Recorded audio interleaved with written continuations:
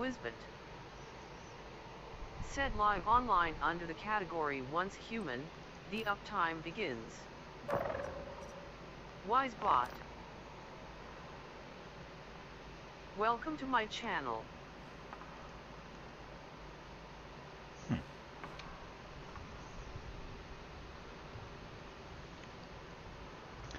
Alrighty then. Hello and good day all. Good morning. It's Rick here, Rickasawa Gaming. How are you? I am looking to break down the classes today.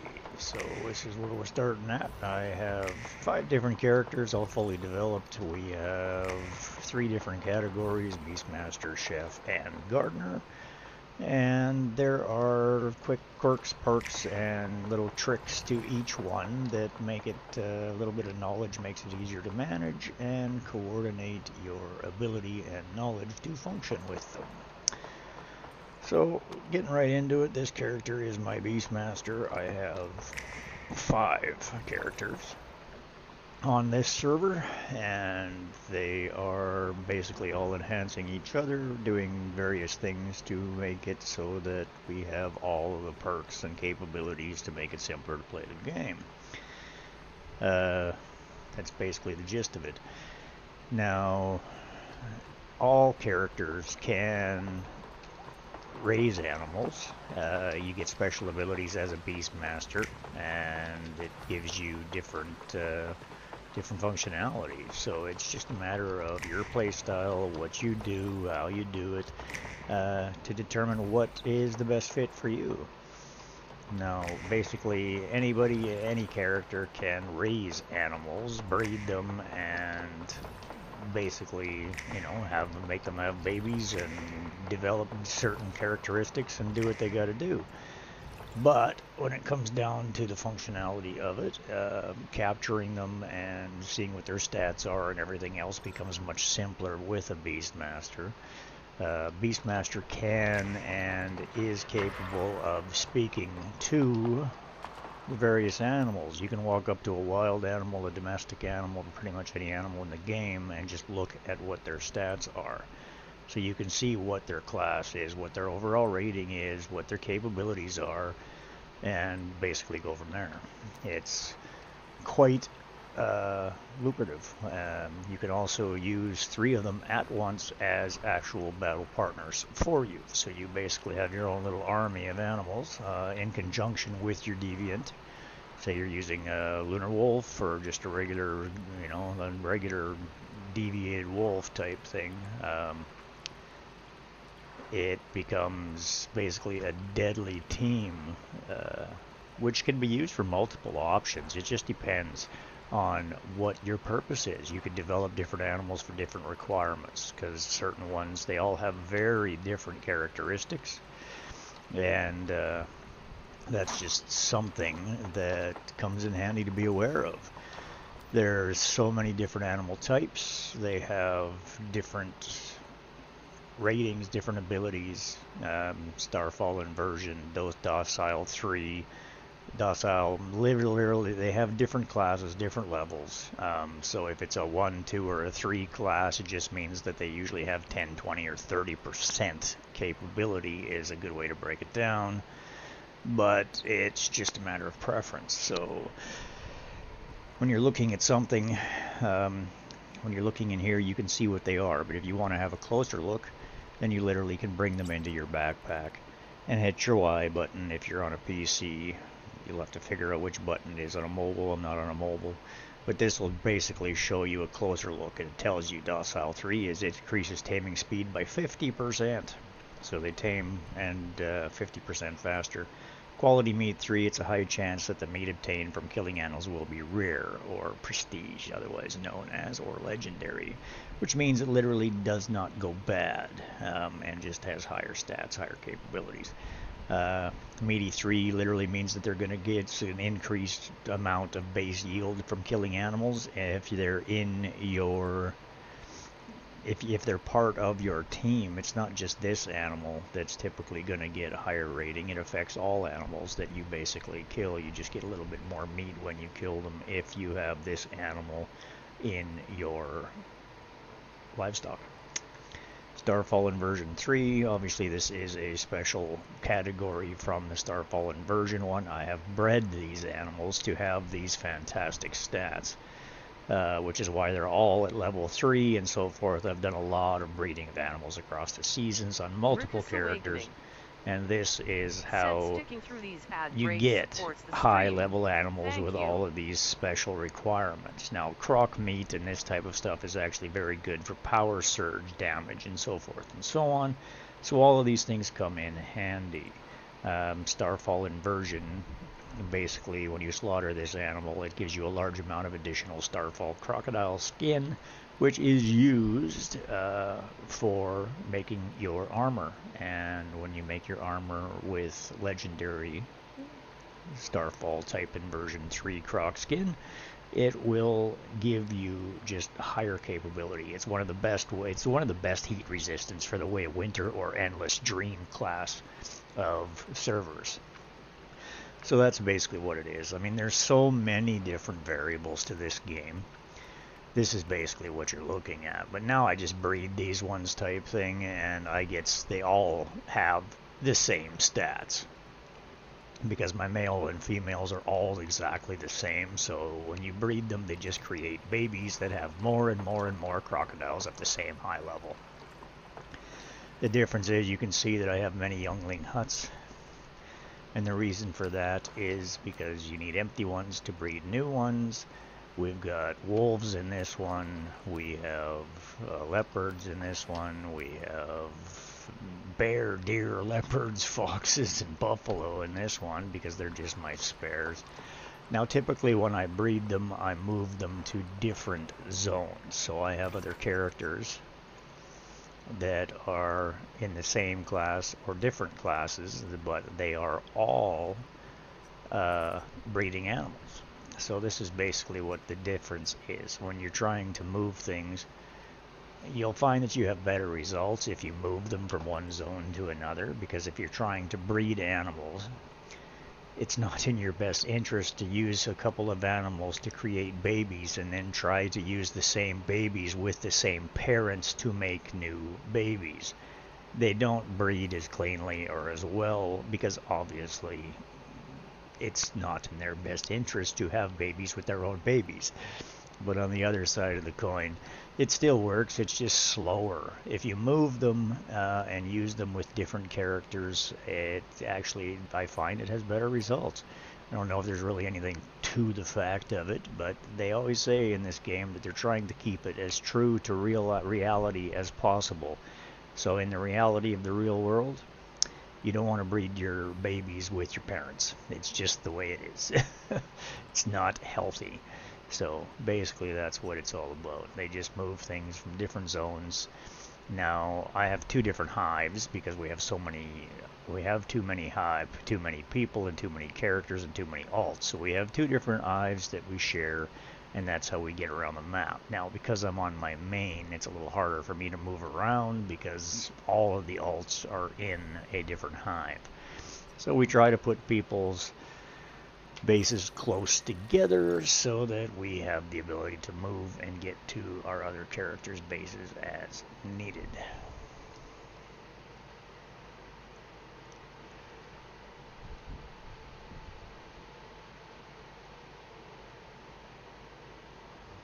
I'm just going to transport down to one of my other characters' bases and show a little bit of a demonstration between the different animal structures and so forth and so on. Now I do have a couple of different bases that are breeding wolves. I have one that's breeding bears pretty much exclusively, and I have another one that's breeding sheep.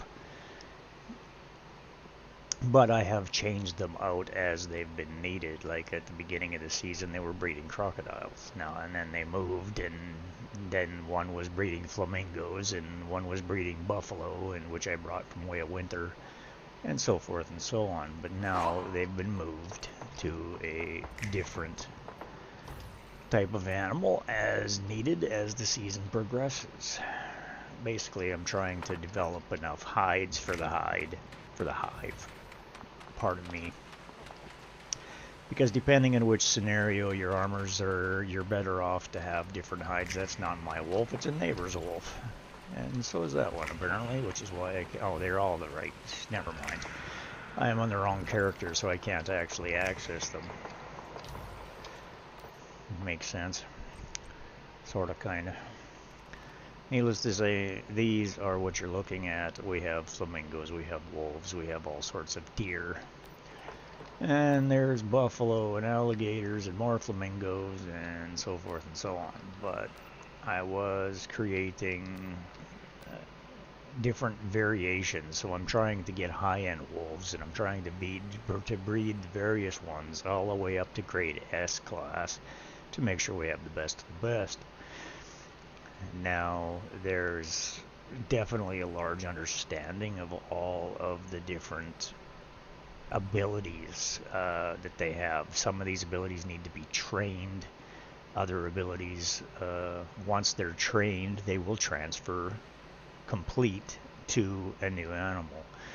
Now, you have to collect mutagen, and like there's so many different aspects to it. It is definitely something that requires time and energy to break it down and explain it all. So I don't want to overwhelm you with information, basically, but this is where it's all at. If you have questions, please feel free to ask them. Drop your questions in the chat. Just have a look. We will be more than happy to answer anything that you're trying to figure out or present, and keep it simpler rather than me just spewing information constantly and making it into a 10-hour stream, which I usually do anyway. But for the most part, this is what we're trying to do. I develop, I breed, I farm, I do all aspects of the game. I play it extensively, pretty much all day, every day, with multiple characters. I have completed well over 27 seasons now. And that's basically the gist. So we have information and knowledge on all aspects of the game.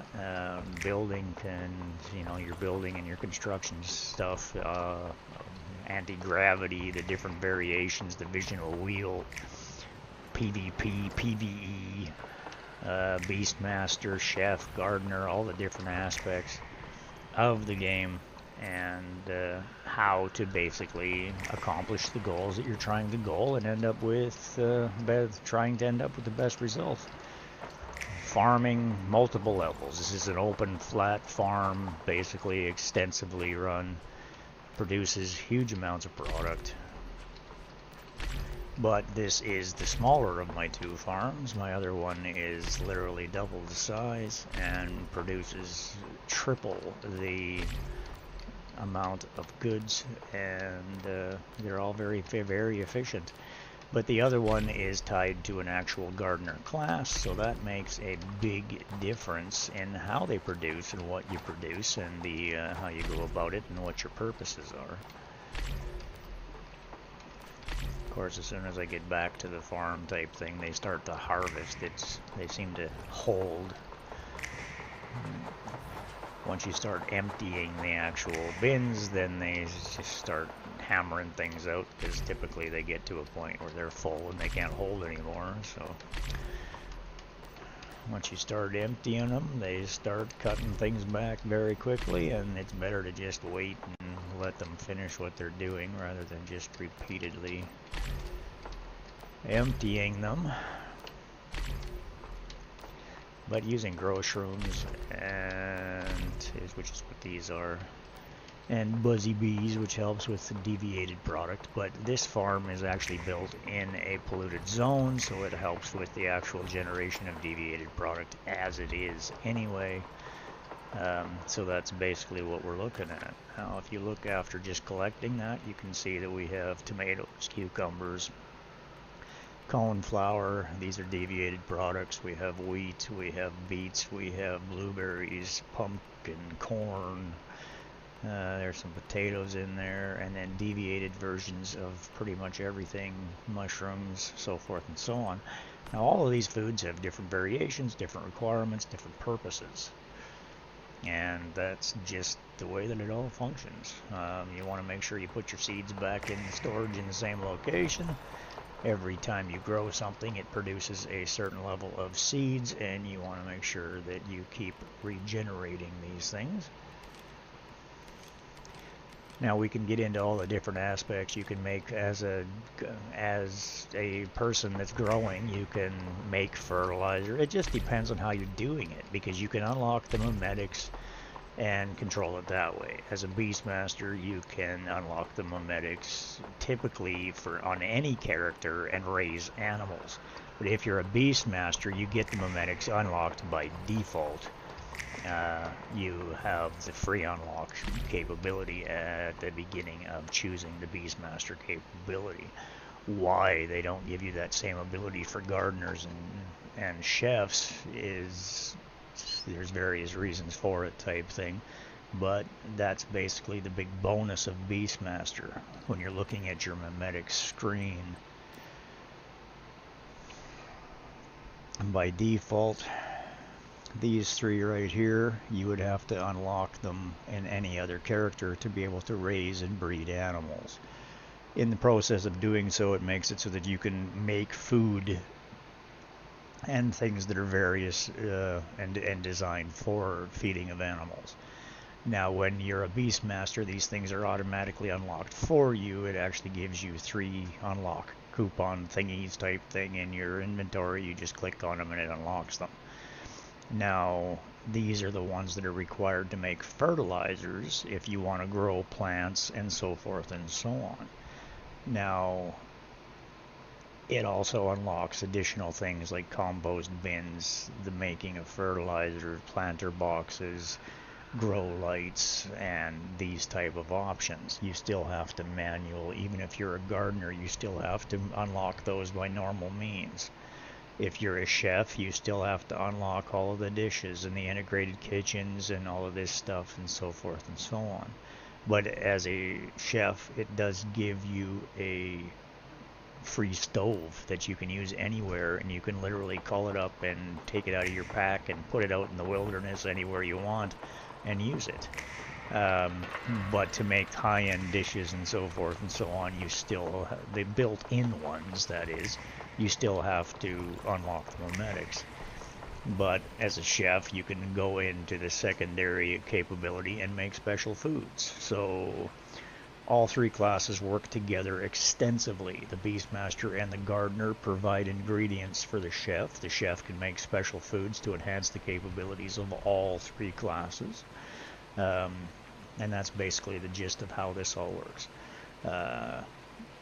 To understand it in depth, it definitely takes a little bit of time and a little bit of knowledge, which I have spent a couple seasons now, basically, ever since this first came at the end of last season. So I've spent most of this entire season basically analyzing all 3 classes, testing things, figuring things out, completing all of the meta bounties and all of this type of stuff for them. So I've basically figured out the little quirks and how to complete the various requirements. Winners revealed in 90s. And basically got through that, and can really save you some time if you're in a journey on how to figure this stuff out. So if you want to ask some questions, feel free. I'm here, happy to answer them, and so forth and so on. So that's basically the gist of that. Thanks for popping in, thanks for hanging out, and that is basically a breakdown of Beastmaster. There are, like I say, multiple aspects to it. It depends on which character you're on as to how you basically analyze them. I need to collect all of this stuff and just go through my routine on my daily functionality here. And because, you know, I do everything. We farm acid, we farm fuel, we create stardust source, I support my hives, and make it easier for the players in the group that all have lives and existence. And I just try to make it easier for people to play the game when they have time to get on and have the resources to make it simpler for them. A lot of people just like to build. Everybody knows that plays the game that Once Human is classed as a open world adventure survival game, but it is so much more than that, because it just depends on what your thing No one is. caught it. You can fish, you can farm, you can do animal husbandry, otherwise known as raising animals and so forth and so on, and breeding them and creating various combinations. And you can farm, you can fish, you can do pretty much anything and everything that you want to do at your rate, at your pace. You can quest, you can do the wars, you can do PvP, you can do PvE. It just depends on what your preference and your genre is. And all of these things can be enjoyed immensely at your own pace in multiple scenarios and multiple season-based goals. There's questing, there's dungeons, there's low-end to high-end content in each and every season to basically fill up the requirements of what you want to do, and at the pace you want to do it. For somebody like myself who plays far too much, I can run out of things to do, but technically I can't, because you can just fill it in with things that can be done at all times. You can, there's so much farming and so much other stuff that you can do. Your building is constant. You can tear something down and rebuild it if you want. You can have multiple characters on a server. You can do pretty much anything you want to do until your little heart's content, and basically go from there. This basically is my farm restaurant hotel, is what this basically is. That is just another member that has kind of gone along the same lines of what I've done and built a whole line, including a full loading section to their base. That's what this is. It actually stays up there because it uses the floating gravity foundations to keep it up. Now that's a nightclub up there, that's a hotel, and basically that's what it's all about. Down here we farm animals. This is the lobby for the hotel. Direct access through the door here to the penthouse. This is the farm over here, and that's just one of 5 of my bases, and they all have various purposes, and they all do different things to provide resources for the entire hive. The entire hive is basically works out of my main base. They all have their own locations and their own build points, and that's basically the gist of it.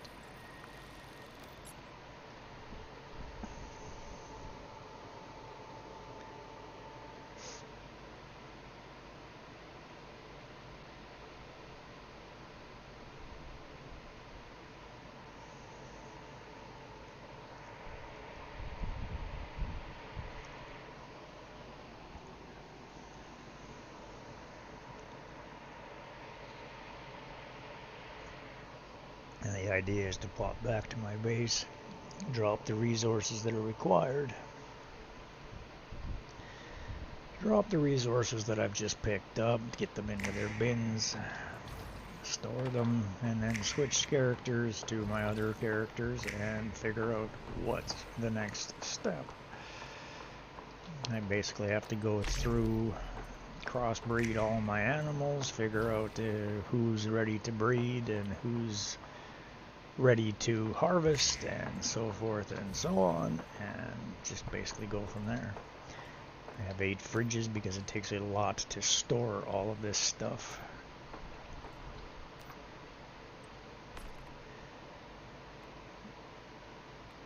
And they're already basically full in some cases, so it's going to be time to do some definite you're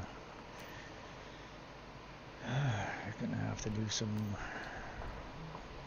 creating of some product again, which is a lot of fertilizers and a lot of animal feeds, and making sure the hive is fed as well. Yes, tomato is technically a fruit, so it goes in there. Of course, I have to cross things over because there just isn't enough bloody storage. So we have to use... I have to put things in where other things are supposed to be because I just don't have enough storage space, because my farms produce so much. And that one's barely even produced anything. It's tiny compared to what's going to come from the next one. But that's that. All the deviated product doesn't have to be stored in a fridge. It goes into the non-perishables box. These are all 64 storage crates because they're double sized due to a specialization that I have. Having multiple characters, I can usually make sure I get the specializations I need to function. So one character just builds things for the other characters and makes it all come together. Now I have a dry box because it gets to the point where they're just too full.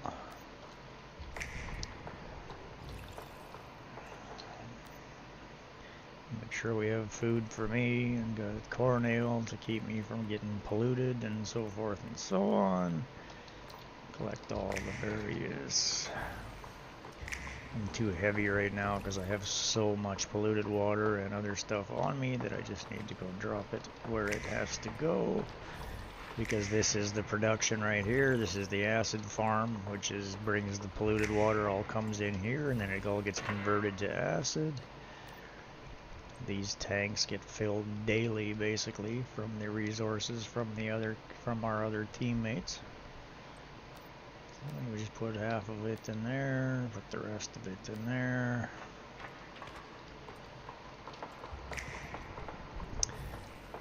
And grab some additional acid.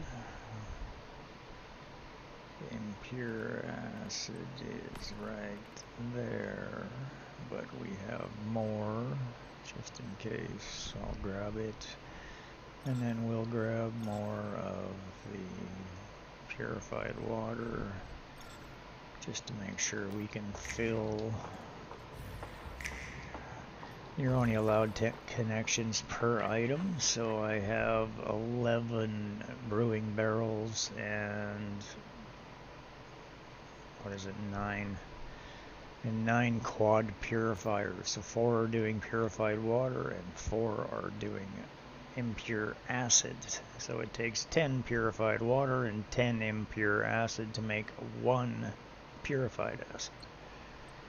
So it takes obviously quite a bit of production to produce the end results, but these give me so much every day now that it's beyond the requirements we require, but I still need to keep them full. It's not being used as much as it normally would because a lot of the hive has been very busy lately, and they're just not logging in as much as they normally do. But I myself have 5 characters that have to be maintained, and we have some, 10 to 15 people, and all of them, they all have hive, they all have alts as well, so it all adds up. Well, that's basically that. The first 3 are manual. They aren't connected to anything to auto-fill them. These ones are all auto-filled by the tanks. They're already plumbed, so they just stay full. As long as I keep the tanks up top full, they can constantly refill themselves.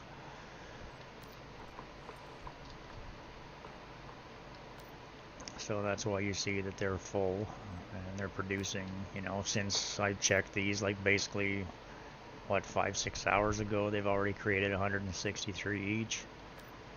That's about where it's at, which works out to another 1,467 acid, which gets added to the requirements. Now, obviously, acid is required to make a lot of everything. But now it's to the point in the game where we've calibrated gear, we've calibrated armor, so there's stockpiles of everything already. So it just goes to the point where now we just maintain the levels. And you can see I have crap tons of acid. And that's basically the gist of it. We produce more than we can use.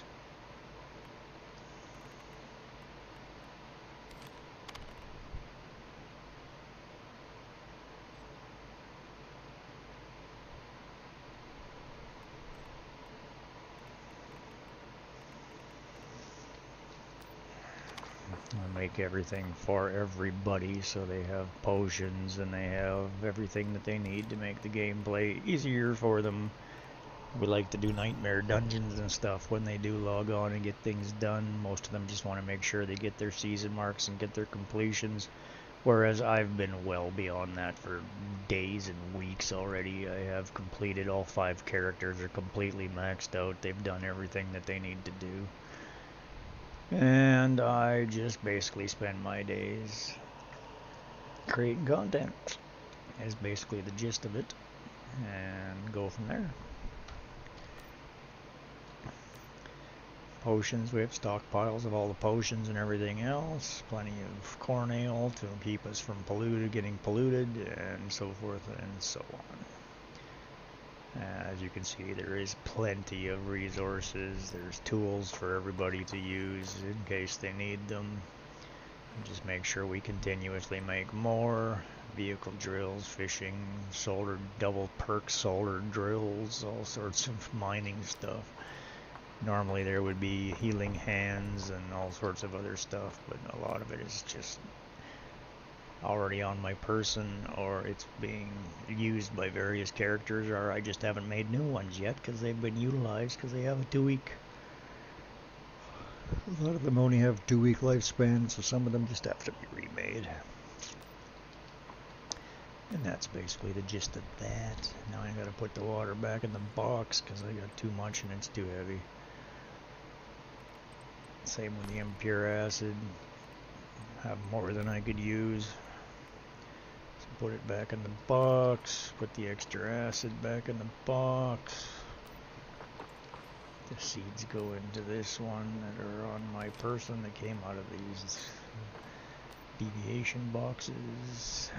Hides, furs, and feathers. I keep everything pretty coordinated. I'm a pretty organized guy.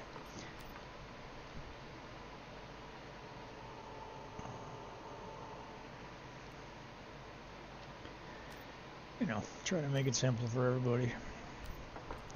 Keeping it real. And that's basically the gist. You know, get in there, get things stored up, make sure you're repaired, make sure everybody's got food and health and healing and everything that they need. And that's that. When I get through all my characters, then I typically go and run some nightmares or some other content. Whenever some of the members come on, I try to help them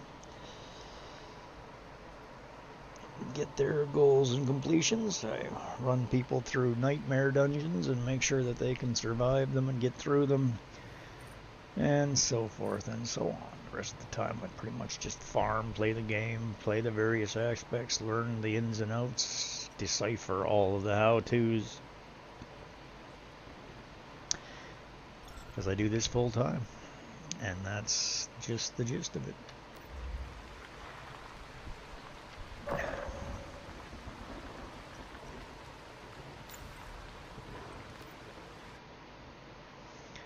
Now we have to go to a different character. That was my main.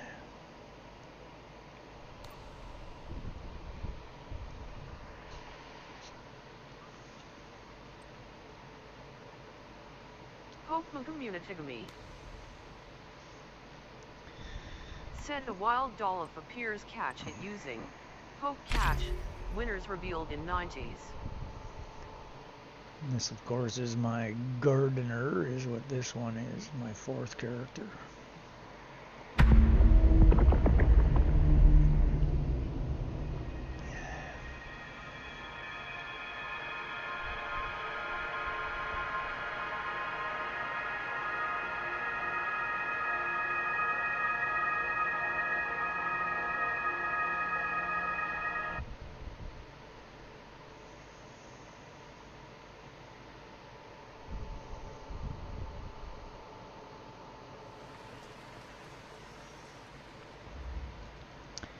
Alright, so now the difference with Gardener is Gardener has the specialty to create high efficiency. Yeah, they basically can produce special fertilizers on top of the ones that you get from unlocking your mimetics. The special fertilizers require special ingredients. So right at the moment, my big goal, I've already done a whole bunch of high efficiency biomechanical grafting, so now I'll show you what those are once I get to them, my farm, because this character actually has my high-end farm that's specially produced just for farming. Now the high efficiency plant grafting catalyst, Said it Dolph escaped. requires refined antioxidants. Now refined No one antioxidants, caught it. they typically come from locations with medical, so any medical facilities is typically where you're going to get those. They're hard to come by, they're far and few between, and you just have to farm them. The difference being is once you have a few of them, you can just turn them into your high efficiency stuff. There's a number of things in the game, a number of specializations that use the refined antioxidants, but in this particular scenario, I'm concentrating on using them for the gardener. Depends on what you're trying to do. They can enhance dungeon runs, they can enhance a number of different things depending on the specializations you have. So there we go, we have 6 of those.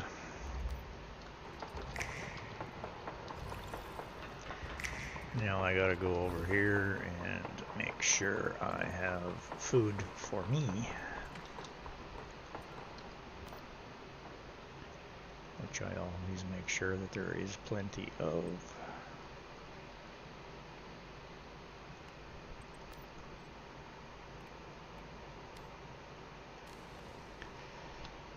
Well, and that's basically the gist of that. Now, Rickus Awakening. Said sticking through these ad breaks supports the stream. Thank you.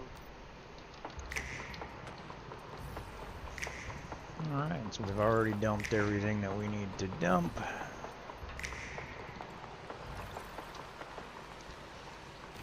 So this character can go back to her own base.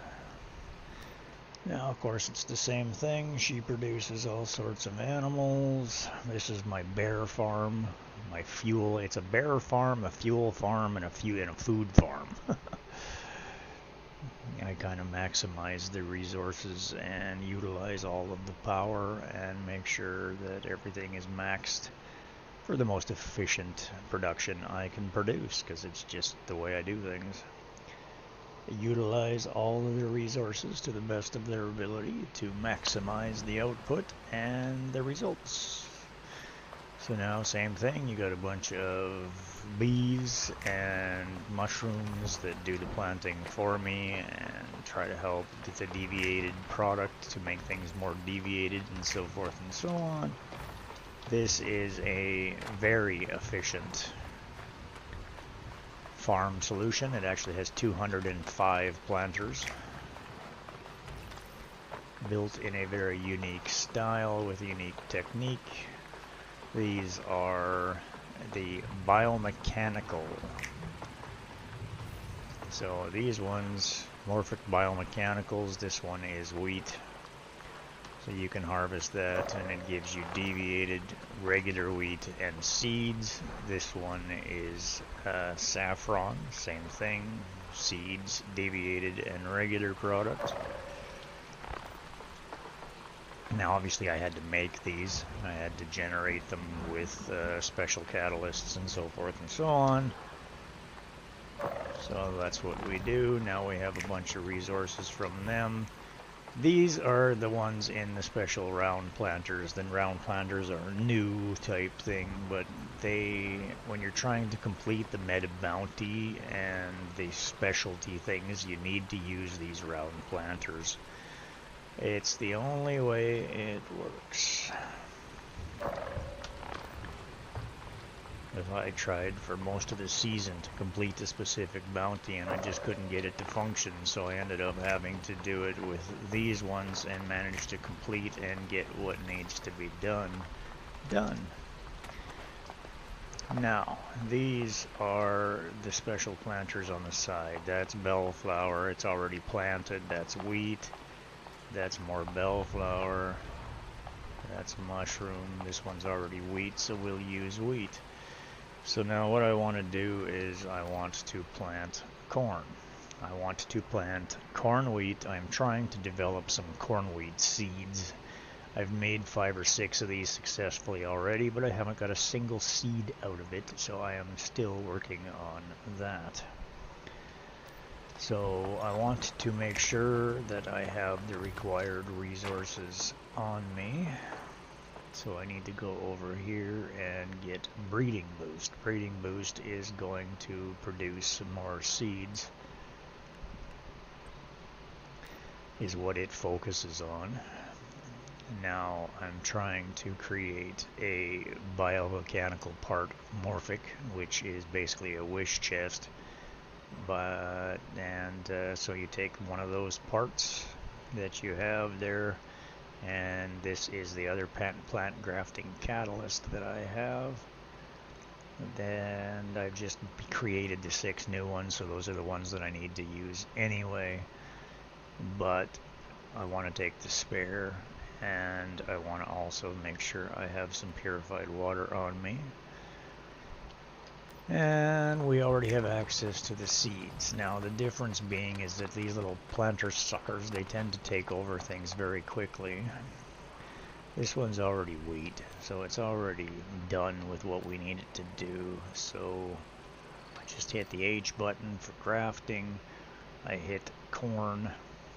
Now you see that the corn has a grafting success rate of 50%. If I hit deviated corn, that goes up to 70%.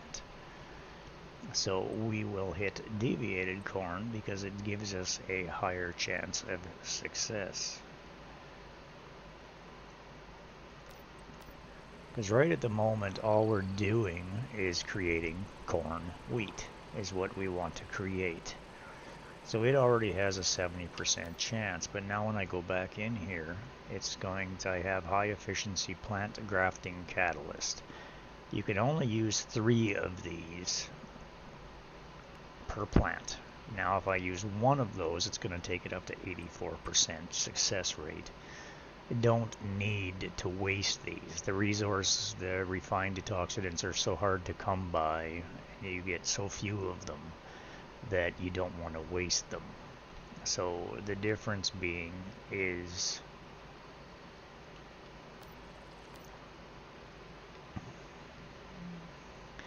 these already have the water, so they already have extreme success rates. It's an 84% chance it's going to be successful. So grafting details, it's wheat seeds and deviated corn, which basically creates corn wheat. So that's basically the gist there. So now of course you gotta wait for the germination, and you gotta wait for it to grow, so it'll pretty much be tomorrow before it's completed. And then we can harvest it, and when we harvest it, we have to figure out if it's actually going to be successful. So that's basically the gist of that. Now obviously we have more, but we have to see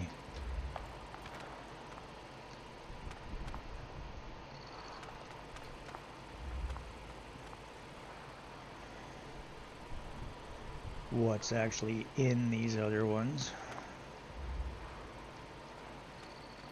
So that's bellflower again, that's morel, that's more bellflower, and that one that's corn. Okay, so that one's already there, so we can basically go, we want to hit the H, we want to use deviated wheat. It's going to bring it up to 55% chance. We can increase the chance by taking this little bad boy and putting it down there. Put that back in there. Put this back over here. Put that back up there. So now it's actually under the light. And already you will see that when we hit the H button, you will see that there's already if you go deviated wheat, you'll see it's already up to 70% chance. So we hit the F, and now it's corn wheat. Once again, we go to high efficiency. We only use one of them. It will bring the capability up to 84%. Now typically that's going to be plenty enough chance, but I have the other catalyst anyway. I actually was under the impression I had grabbed it. I don't know why it's not coming up in the list. Biomechanical. Oh, I grabbed the wrong one. Plant grafting catalyst. Okay, that's why. I grabbed the wrong one.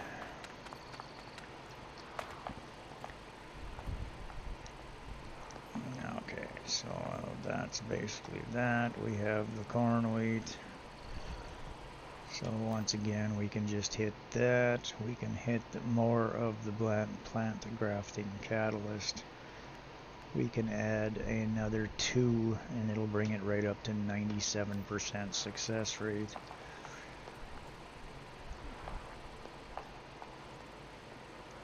Same thing with this one, plant grafting catalyst.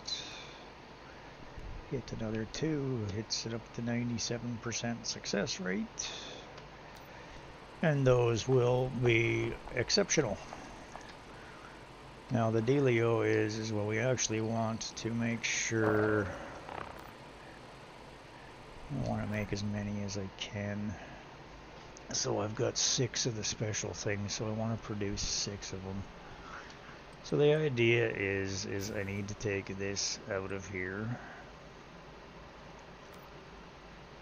And then I need to hit wheat. I need to hit breeding boost, and I need to plant it. Now what that does is it gets it in there before the bloody mushroom freaking screws it up. So we got deviated corn again. We're going to use deviated corn. Increasing the success rate. We want high efficiency. We're going to use 1 of those, which is going to give us 84. Then we're going to use 2 of those, and it's going to give us 97.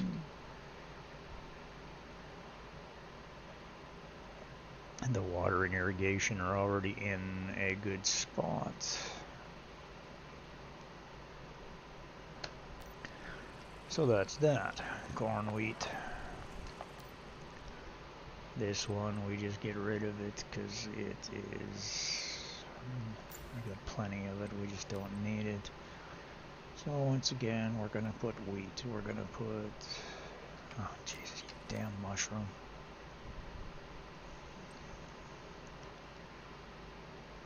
Go away. Now the reason why I'm doing this in this order is because we want to make sure we plant it with breeding boost. I'm hoping it'll help with the seed production. So now we want to hit that H. We want to hit deviated corn to increase our chance. And then same thing, high efficiency. 1 of those. 2 of those. And then we've got a 97% success rate. Appears catch it using poke catch. Winners revealed in 90s. Now we do the same thing with these 2 in the center. We don't need morale. We need G, replant. And then again, same thing with this one. So we can just hit the replant. It'll automatically plant it with the seed required. Hit that, hit replant. And that's that. So then we can literally just go back. Hit the H. Hit the deviated corn. We only have 1 left. That'll give us that. High efficiency is 1. 2 of those. 1 more of those. And we're at 97%. This one we have to use just regular corn because we just don't have any more deviated. which I should just go get some because we do have some back at the main base, but we'll see if it's successful anyway, just because we can.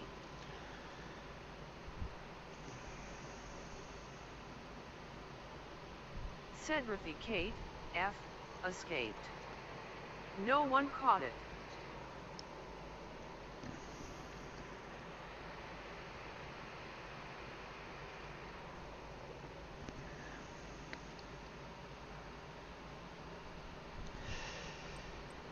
Okay, so hit that. Now we have corn wheat. Now we hit one of these with the success rate. Takes it up to 60. Hit it 2 more of these. Takes it up to 70.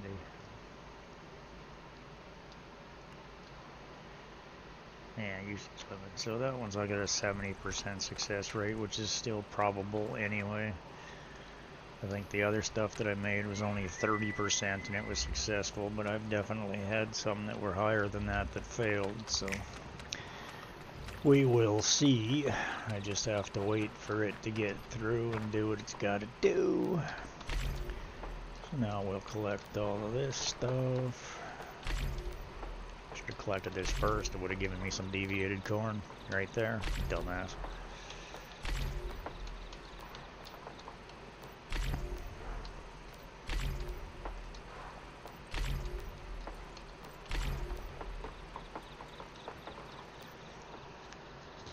So I've got thousands of freaking morel seeds, so that's just producing and doing what it's doing. This is wheat. There's hundreds of them. There's hundreds of corn seeds. This one is now empty, so we will put, I guess we'll put some hawthorn in that one.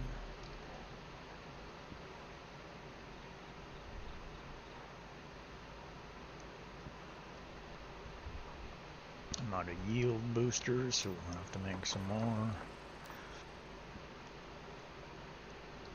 This one is pumpkin. I guess we'll just put the rest of the corn seeds in, because, you know, that's what we do. We'll put the rest of the wheat seeds in, or at least as many as will fit.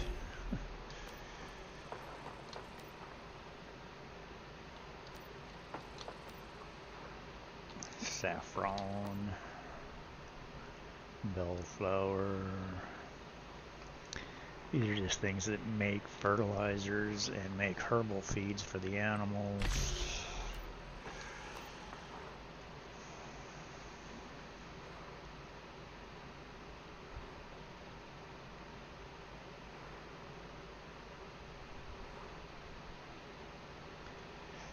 Cabbage. Cabbage is good for making surprise spring rolls, which is good for elemental damage for doing dungeons. And then we'll probably slam some more mushrooms in there, because that makes more fertilizer. And then we go check on our aminals. Now you'll notice the difference in size between these suckers. Like, look at the size of this thing. It's freaking huge. But that is because it has Behemoth 3 on it. Yes, Behemoth 3. So it's 30% larger, which is the same as an Alpha Wolf. It's got Mutant, it's got Thunderlord, and it's got Wrath of Nature. Now, Wrath of Nature, you'll notice that this is evolvable, which means I can take this animal out and evolve this. Because I'm not a Beastmaster, you can't actually do that. Only a Beastmaster can do that. So that's something that you lose out on by having these animals being bred. So if you want to do that, you do it on one of your Beastmasters and then you transfer the animal over. Now when you typically transfer the animal that's already tamed from one character to another, it has to tame again, but it does it much quicker than normal.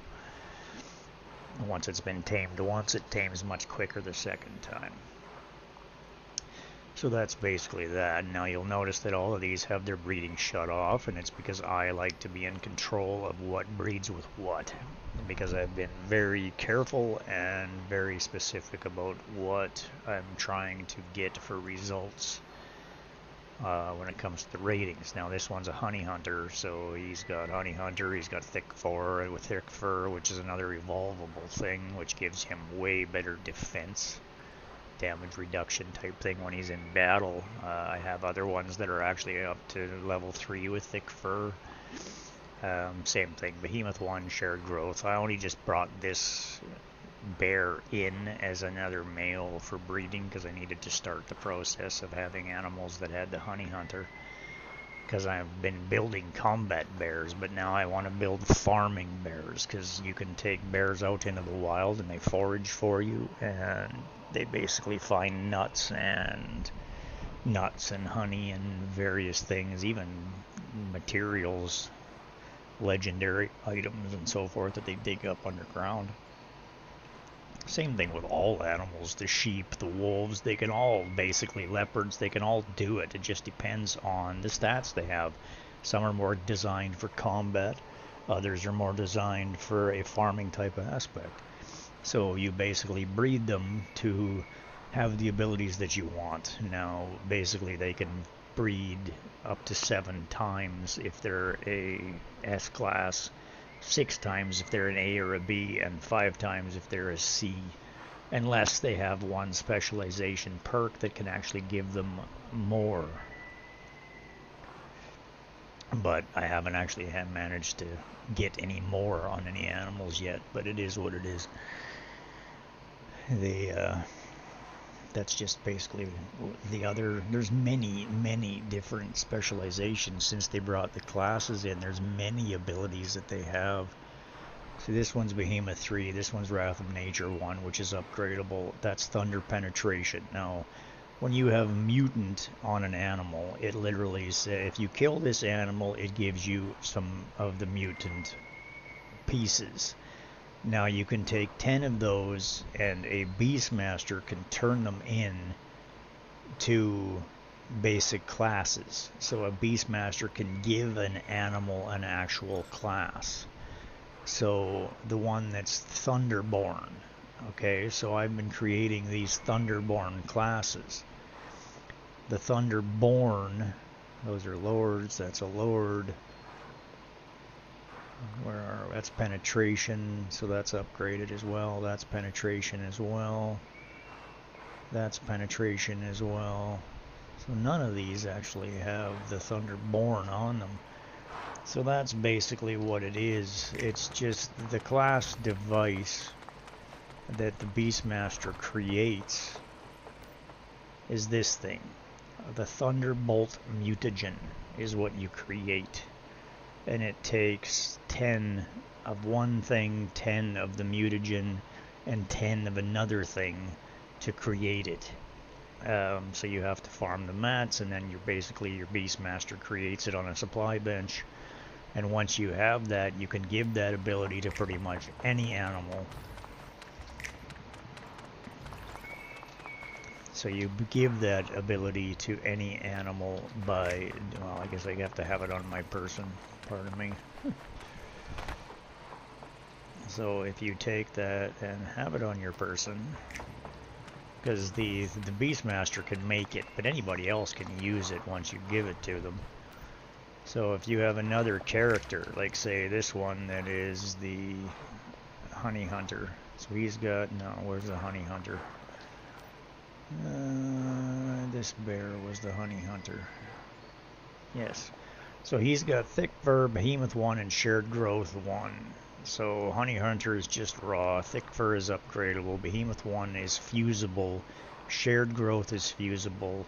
So the only one that has to be upgraded is this one. This bear, I have to literally move it to another character to do it, so this is the trait. Because a lot of these have mutant on them, so these can be upgraded by breeding the animal with another animal that has mutant. So you see it says there Behemoth 1 plus mutant equals Behemoth 2.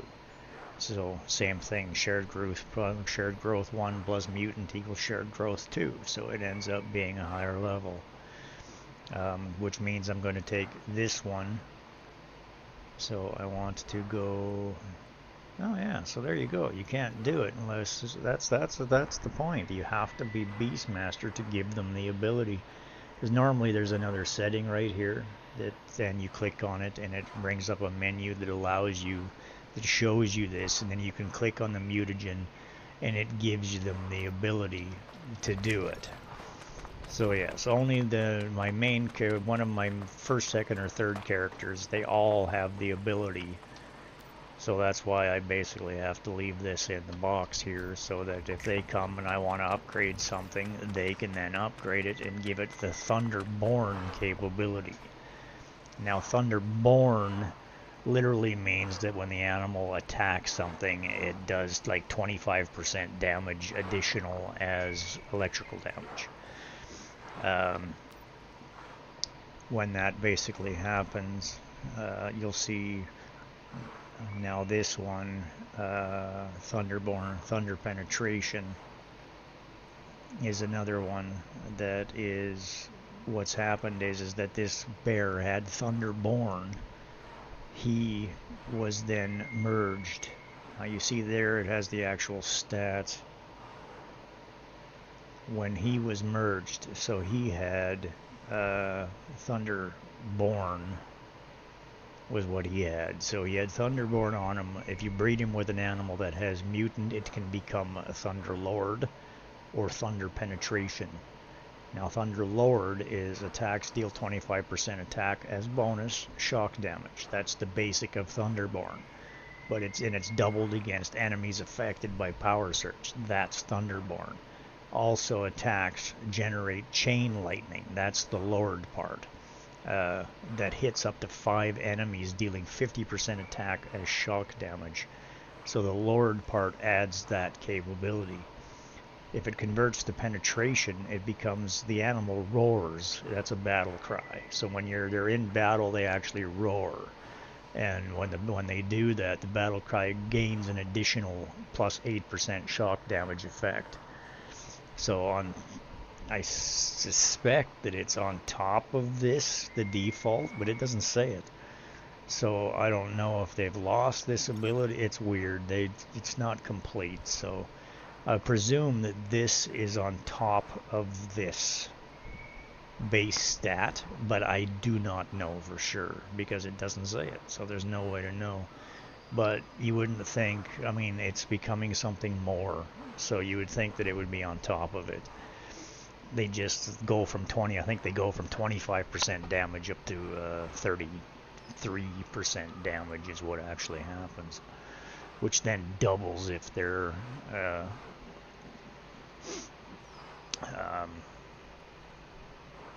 what the hell was that? Then doubles. I forget. Yes, it doubles against enemies. So I use a bow. I use a critical surge bow mostly on all my characters, so I'm using shock damage. So any enemies that I'm shooting are typically under power surge damage. So it just means that many animals that I use that attack them, they're doing like 50% damage if they're just Thunderborn. Wild Lullaby appears catch it using. So that's basically the gist of how that works. So it is just a matter of breeding these animals all together and getting them to have the right stats, which is all just a lot of dumb luck. It's a big pain in the ass. And I've been breeding these animals by the hundreds, literally, to do this. And I've basically had to slaughter a whole bunch of animals just to get the mutagen, so that I can create the Thunderborn stat. But you can also do the ice, you can also do fire, you can do a Fire Lord, you can do an ice, well, you can do Iceborn, you can do Fireborn, you can do Thunderborn, and then there's all sorts of other ones. You can literally give them a specific skin capability, so that they breed Ice Bear or Cave Skin or whatever it is that you want to get. Now, typically, I just go out and find the animals that I want. I go and capture them type thing. With tranquilizer arrows, because as a Beastmaster you can walk right up to a wild animal and just click F and look at its stats and see what it is. If it's a grade S, or if it's an animal that has the right stats you're looking for, you can just take it and then breed it up to where you need it. If you can find a grade S with the right stats, you're set. I mean, that's just epic. But it's not easy, and it takes a lot of bloody time. If you get lucky and you find a good one right off the bat, you betcha just be careful to capture it and not accidentally kill it, because that happens. So needless to say, this is where we're at. We have Behemoth 3 on this one. It's Mutant, it's Thunderlord, and it's Wrath of Nature 1. So I just want to make sure I breed this animal very carefully to a good one, because I want to maintain the Thunderlord status. Thank you. Because they keep ending up with thunder penetration, and I'm not sure if I want thunder penetration on all of them. I want animals with Thunderlord. But I just don't know. I'm just trying to figure this stuff all out, right? It's only my first season and a bit figuring this all out. Elusive creatures like Rathicate and Vullaby dart through the underbrush, evading capture despite the community's best efforts with their trusty poke-catch commands. Alas, both beasts slip away, leaving a trail of rigged cries in their wake. The hunt continues, hashtag the one that got away. Morning. Am I being loud? Am I being too loud? Good morning. I thought I woke you up or something.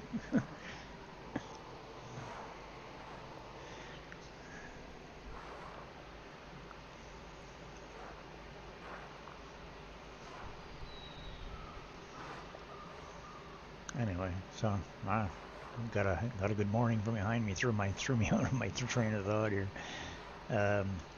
So yeah, all these females have thunder penetration, and the damn bears have Thunderlords. So I've been breeding them together, and I find that the damn thunder penetration keeps taking over. But I just don't know. I have to do more work with these animals. Like, I literally have to move the ones that have Thunderlord over to my other characters, the actual Beastmasters, so that I can actually work with them in combat situations to see how they function. And I pretty much want to take them into LEA research and see if my main character can get that damn thing solo created. If I can get it completed on solo. I'm so close. I'm basically can get it down to the last bar and a half for several seasons now, and now my gear's all maxed out and everything's all maxed out, and I still can't get that stupid thing past the last 2 bars. It's very difficult to do it solo.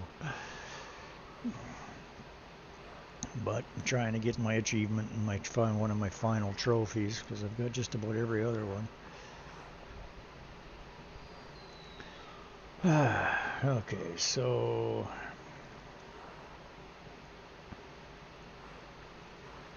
Wrath of Nature.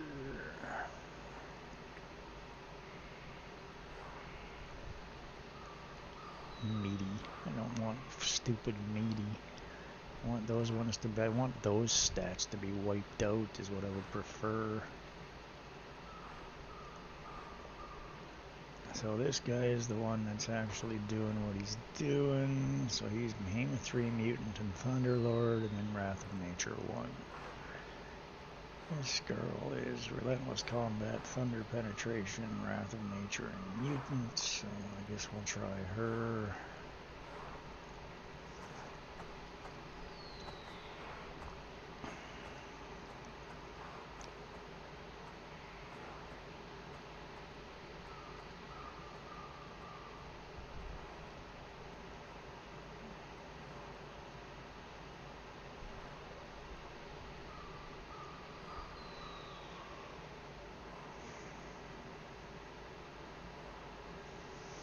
She just walks close to the food bin and boom, they have bread. So those two are done. So now this dude.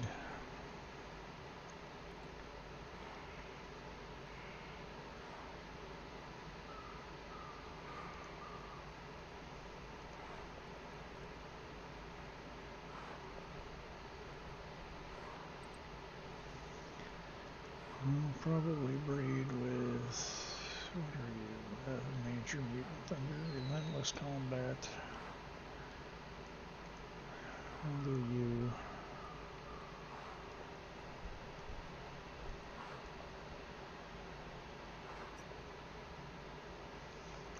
Okay, those two are done.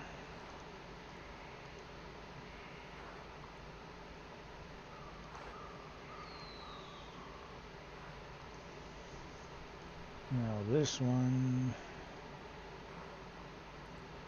is not ready to breed yet. Okay, so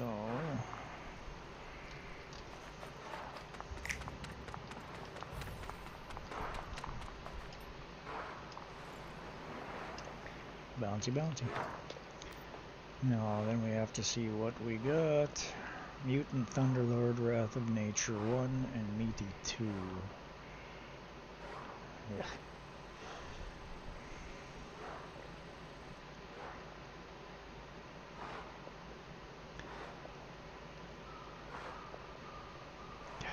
I hate it when they keep the stupid Meaty. You just don't know for sure which ones they've got. Too many grade A's in here. Relentless Combat 3, Mutant Wrath of Nature 1, and Behemoth 3. So that's a good one, but he doesn't even have the Thunder. See, there's Thunderborn. He's just Thunderborn, not she is. Behemoth, Meaty. It's a grade A. Relentless Combat, Meaty 1, Wrath of Nature.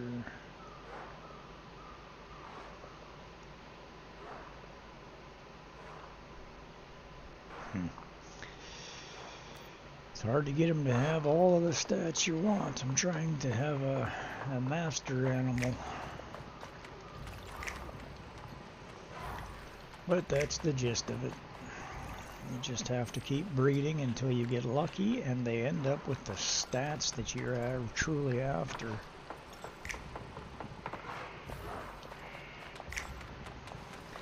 Technically, you want to have true grit.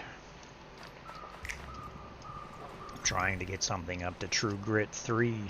I've got true grit 2 ones, but that literally means that while they're in battle, they heal every second. Which means they're extremely frickin' versatile.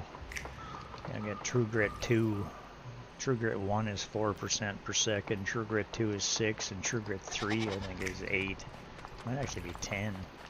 But it's literally per second. Like, healing 10% per second or even 8% per second is huge.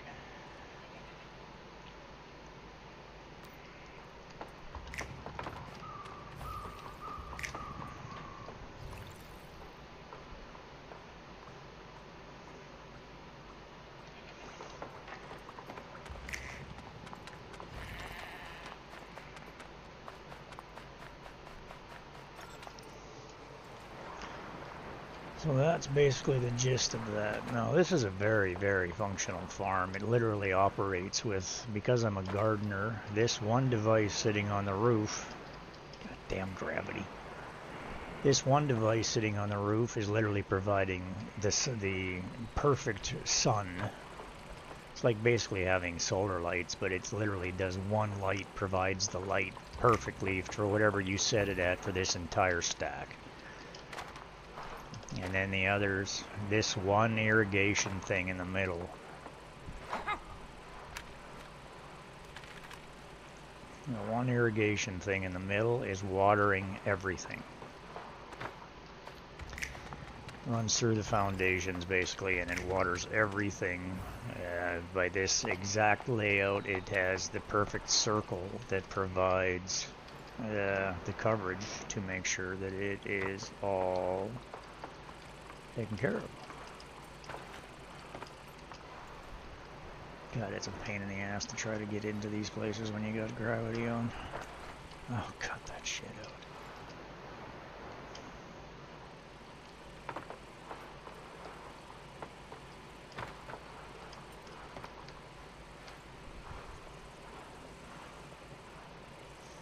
So basically when you're in build mode, this thing shows a circle. See the circle? Right? As long as you're pointed at it or you have it grabbed, it shows the circle. Come on, you dumb thing.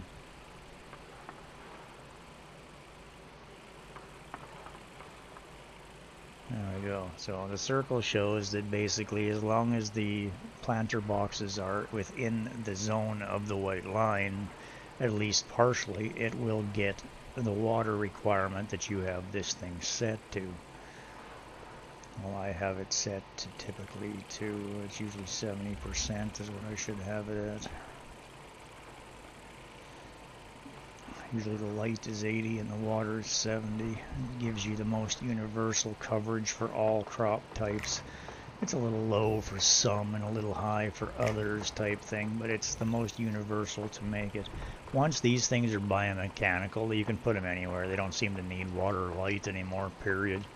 I just put them up here because they're too tall to go in the bottom, and it doesn't matter. It doesn't. You could still have them in there, but I just take them out because they're easier to access. Which is why there's holes in the side, because those planters are being used. Because with what I have here, we have fuel in the corner. This is a fuel farm.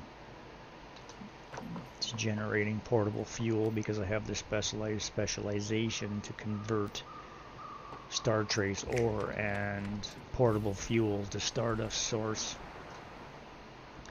which is why this one and this one are both fuel farms. That one over there is obviously they're both breeding animals, but that's basically it. This one has more production for pulling fuel from the ground. They both have 4 purifiers which convert the barreled crude oil to the finished product being portable mixed fuel.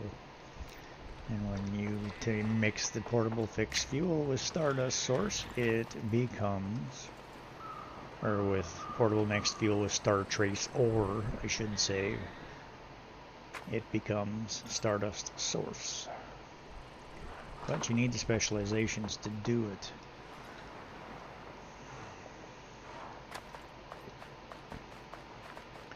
And that's that. Now this one, there isn't enough power, or there's more than enough power. I have more power than I need. I could build more pumps, but I have run out of function facilities. I only have 250 of 250. But there's literally a new update coming that's going to provide more furniture and more structure. I'm hoping that they also add more function facilities. But it's supposed to be coming very soon, in the next literally few weeks from what I understand, or less. They're adding more. They're finally adding back more structures and more furniture because people are just developing. They do so much building in this game. There's a lot of people that just love to build. They don't care about the rest of the game. But that's basically it. So I build this farm. I have the other farm. Send a wild Komala appears catch it using. These all run on Winners revealed in 90s. 8 generators that are all specialized as well, which is why I can build 8. I have specialization on the one character that allows it to build 8. Plus they're actually specialized generators, so they give me more power than they would normally have. So that one's, they've got 37 watts by default. If you've got an eel on them type thing, they go right up to 57, but it just depends. Depends on the level of eel, the type of freaking eel, the type of generator, the speed of the water, it all makes a difference. And then my other bases have deviated generators on them, so. And then my main base has just large biomass generator because it's the only place that's not near water or in a polluted zone. Well, it is technically near the ocean, but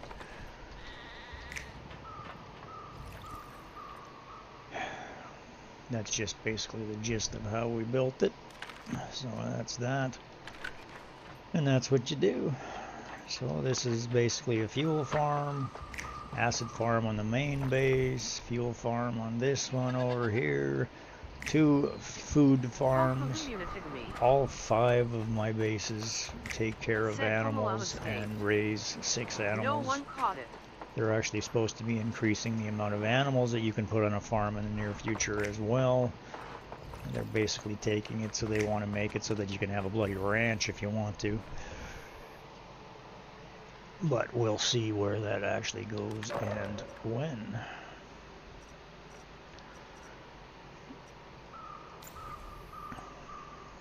Oh yeah, I need to go back to the main base and dump the resources before I do that.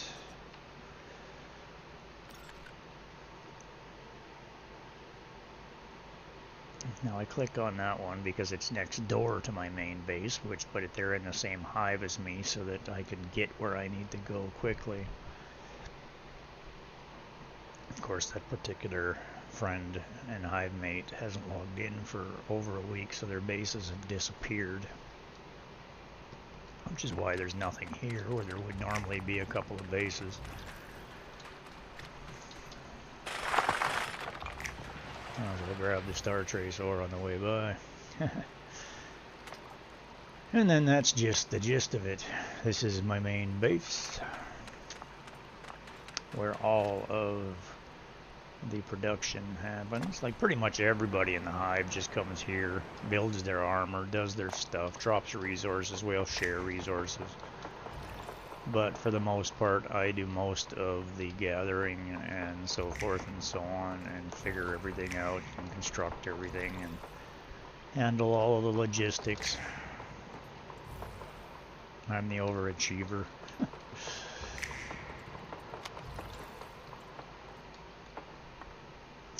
Alright, so what do I gotta dump here? I have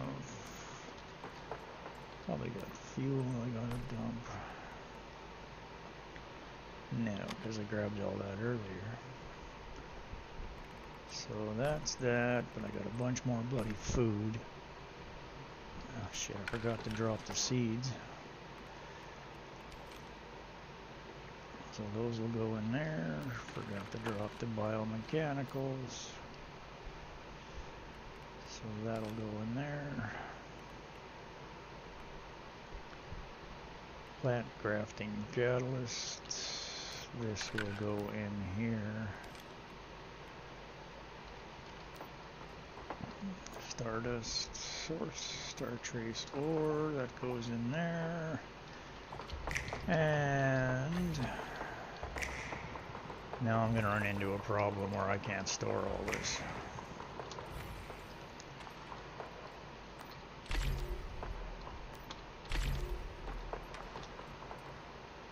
So what we do to solve that little problem, needed more yield booster.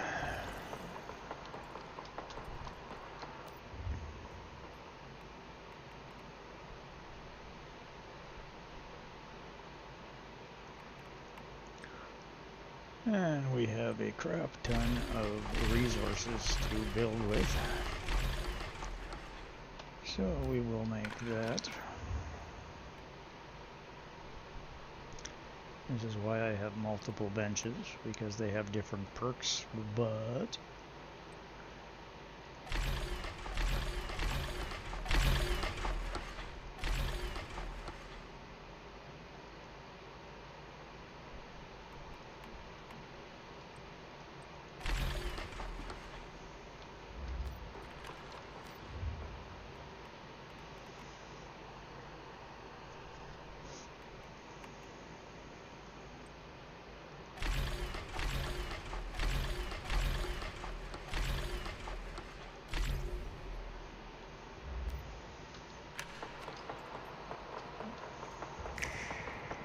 so all that does is take care of the morel and the mushrooms. Now we got to come over here and create animal feed. Now I do have to go hunting and get a whole bunch more meat. but herbal is what we need now. It takes a great deal more resources to make herbal feeds.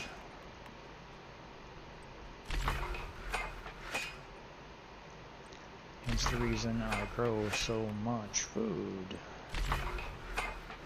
Because all the bears and all the bears will eat herbal feed more than anything else. Even though fish is their favorite, they seem to eat the herbal feed more. And the grain concentrate is for sheep and deer. Grain and corn becomes grain concentrate. That's the reason why I have 2 stoves.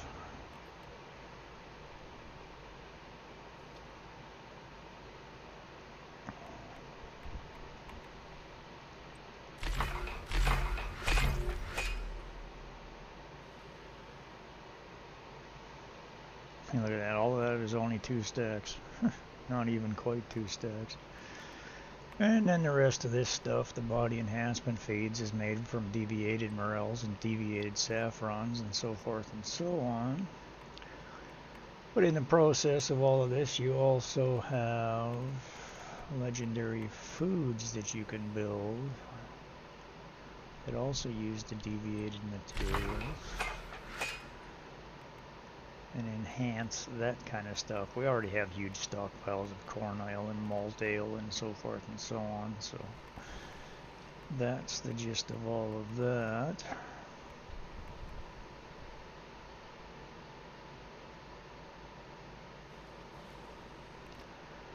Pumpkin porridge. I got a lot of pumpkins, so I guess I should make some of that too before they just go bad. Fertilizer.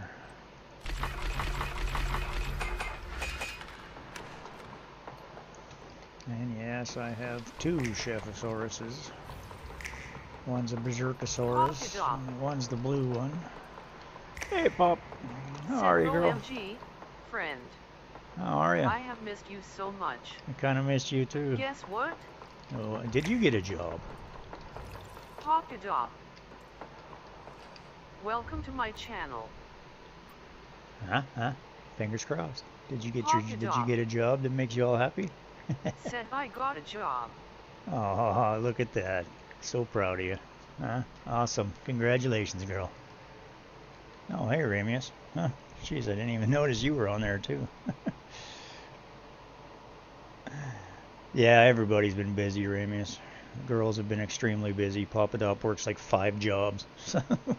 Sounds like that's about to change now. So, explain. Come on, give me the details, girl. Need to know what's going on. Obviously, I've been thinking about you a lot, but I haven't seen you, so I've been concerned, wondering.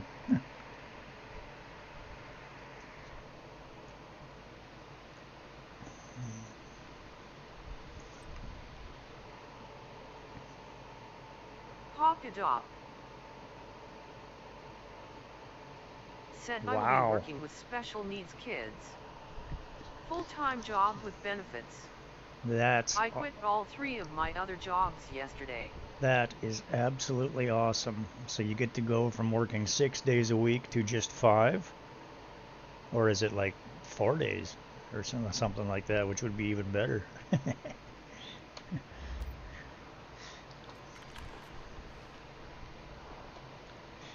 That's awesome. I'm so proud. That's amazing. Said yes. Sure. LOL 5 days. Well, that is absolutely fantastic. Does that mean that you get like Saturday and Sunday off, or what days are you working, or do you even know yet?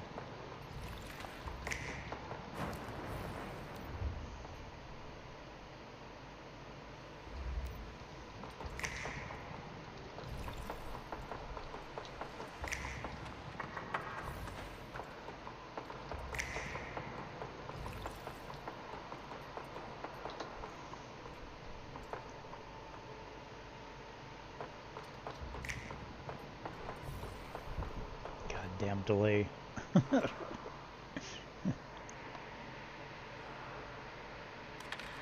Talk-a-dop.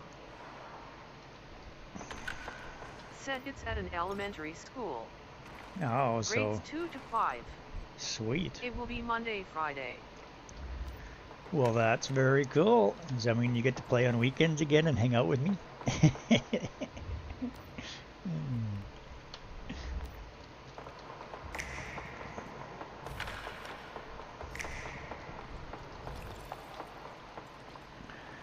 Kinda missed you. I can't even lie, it's not even kinda. Missed you a whole bunch. Shh, don't tell anybody. Might go to your head. Hawk-a-dop.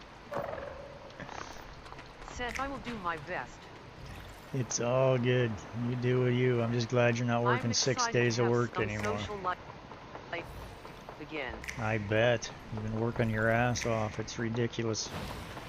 Went from basically unemployed to working non-stop. And still maintaining your instructing in Taekwondo and stuff. That's just awesome. You're a trooper, girl. Nothing but respect.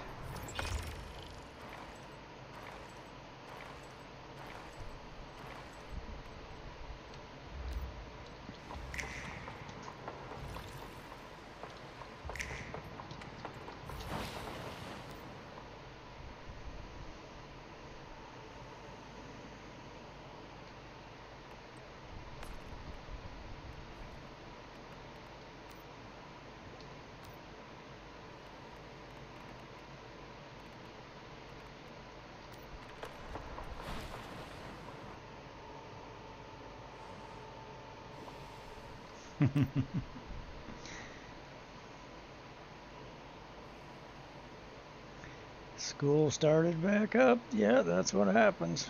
Well, not to the beginning of September here, but... Hawk-a-dop.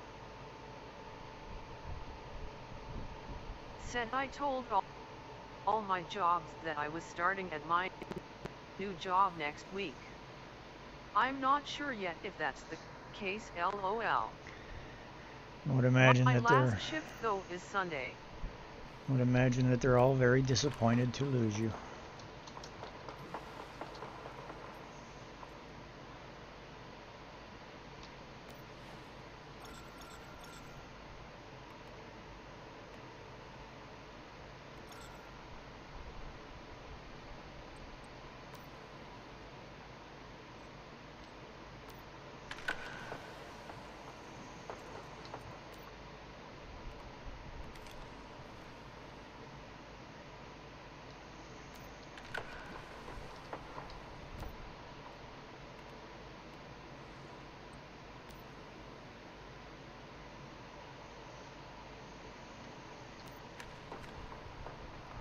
Hawk-a-dop. Said the restaurant yes, the pie job I haven't been working anyways, and caregiver didn't seem to care too much. Well, there you go. And good riddance.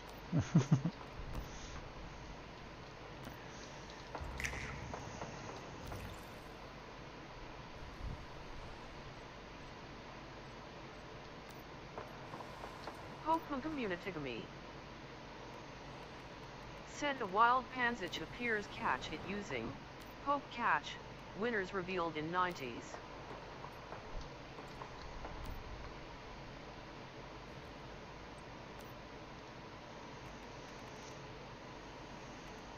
Hawk-a-dop. Said I like my clients through the company. I didn't care about the company though. Yeah, well, that's the way it is, right? It's always the people that you're attending to that get inside your space, become important to you, and you to them.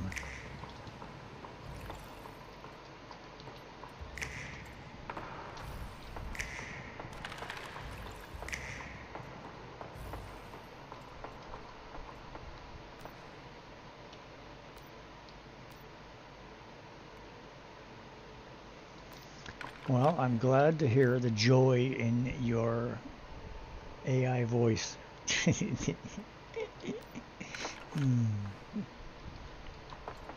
Hawk-a-dop. Said yeah, I'm extra sad about leaving my lady I have had on Mondays and Thursdays. Yes, well, Me. it's all for a better... Said Panzage escaped. It's all for a better space. You need to take care of you, so... Overworked and underappreciated. And the benefits thing is huge.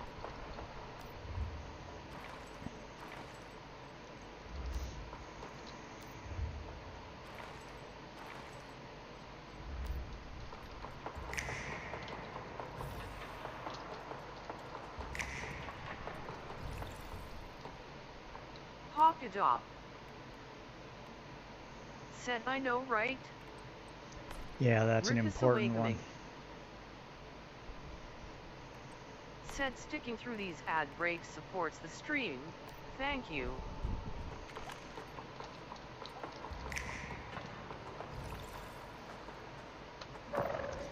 That is absolutely an important one. Needless to say, the day that the server should be moved, we should be moving servers, is the 30th.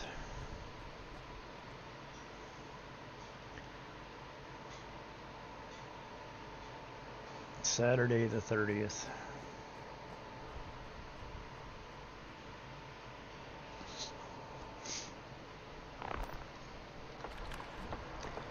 Going to Endless Dream. Said this is the first time I will have had one full-time job since 2022. Wow, there you go. Excellent. Very good, very good.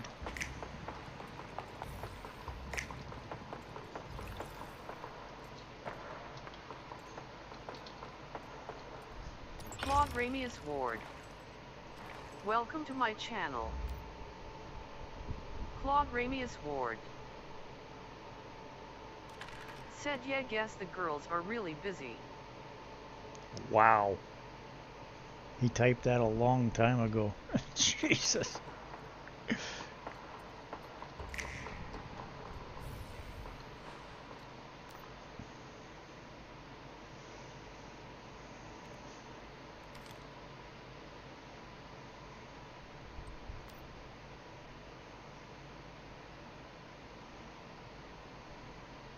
Claude Ramius Ward. Said yes, school started back here.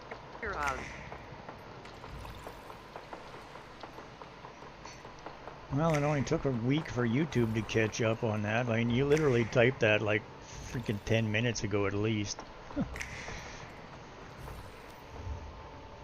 That's messed up.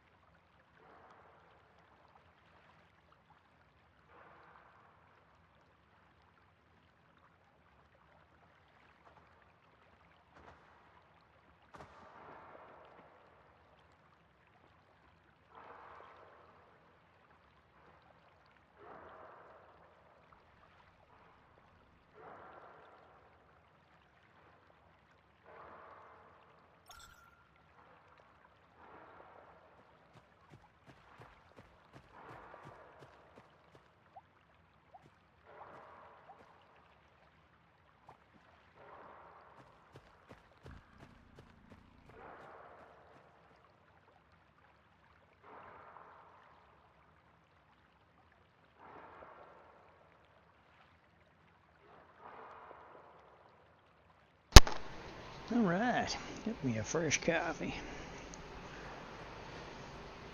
Keep you smiling.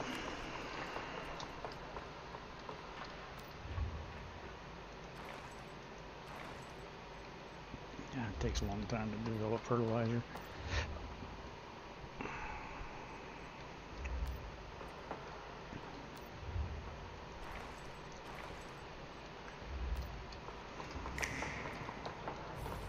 Hop it off.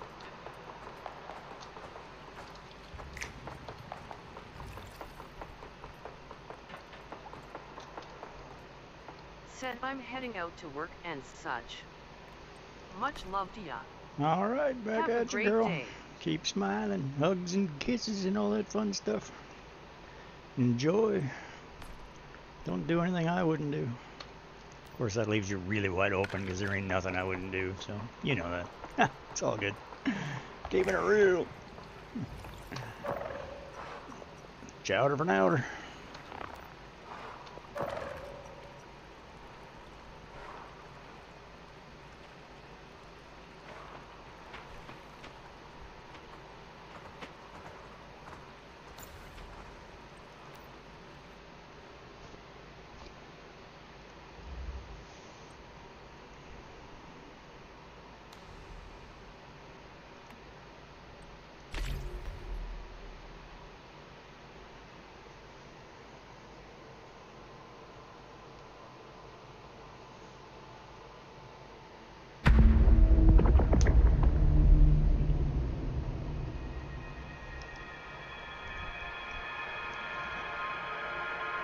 Oh, hot stuff.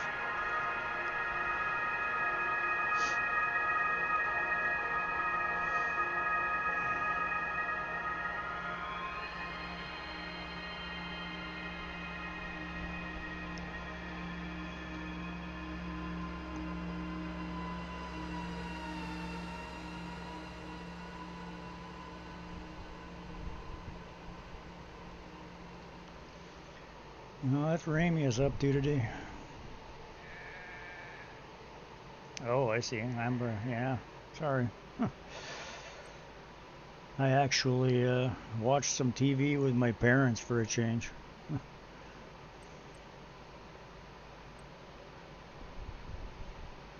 And sat outside yesterday afternoon in the sunshine for the first time in like a year and a half. Like literally. It's just disturbing, but you know, figured maybe it was only like 22 degrees, so it was really nice to just sit outside and enjoy the outside for a change. Get some vitamin D on my much needed whiteness. My bloody skin is so dry, and it is what it is. I've been locked in this room far too long, so I took a chance and got some sunshine. Now my body will probably revolt. Oh, I'm in the wrong place. This isn't even the right zone. Jesus.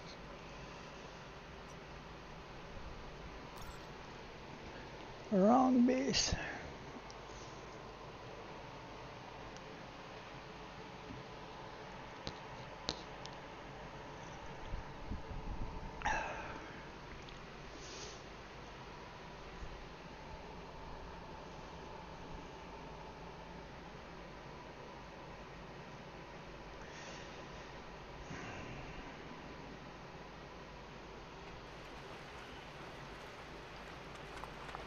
Claude Ramius Ward. Said need more coffee BRB. Sounds good. Claude Ramius Ward. Said Amber and I looked for you last night. Guess you needed to take a break. I don't blame you. Claude Ramius Ward. Said don't work too hard. Claude Ramius Ward.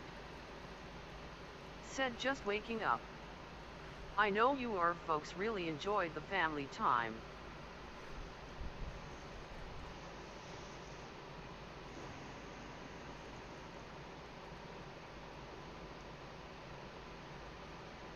Sure, we'll go with that.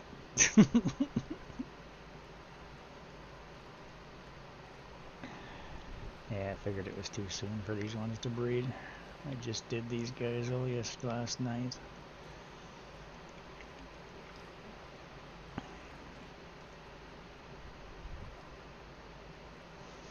And this fella ain't mature yet.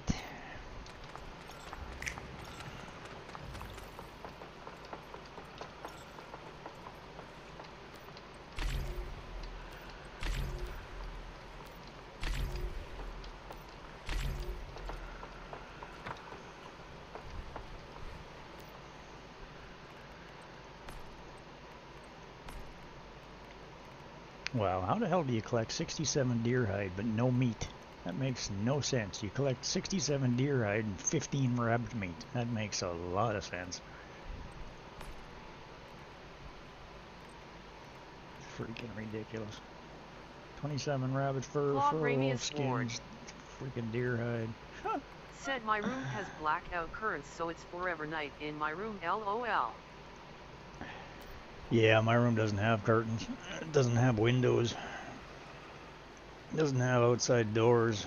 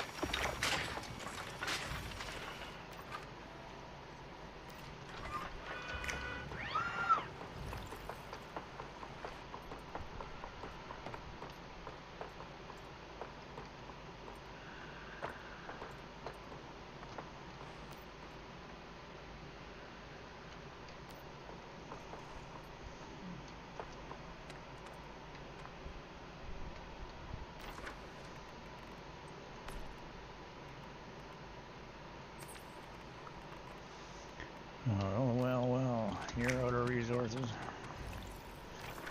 Can't go farming in the polluted zone when you got no pollution resistance.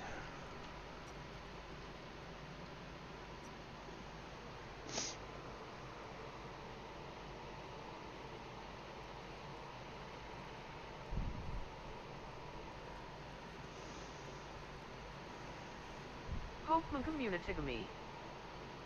Said a wild tarantula appears, catch it using Poke Catch, winners revealed in 90s.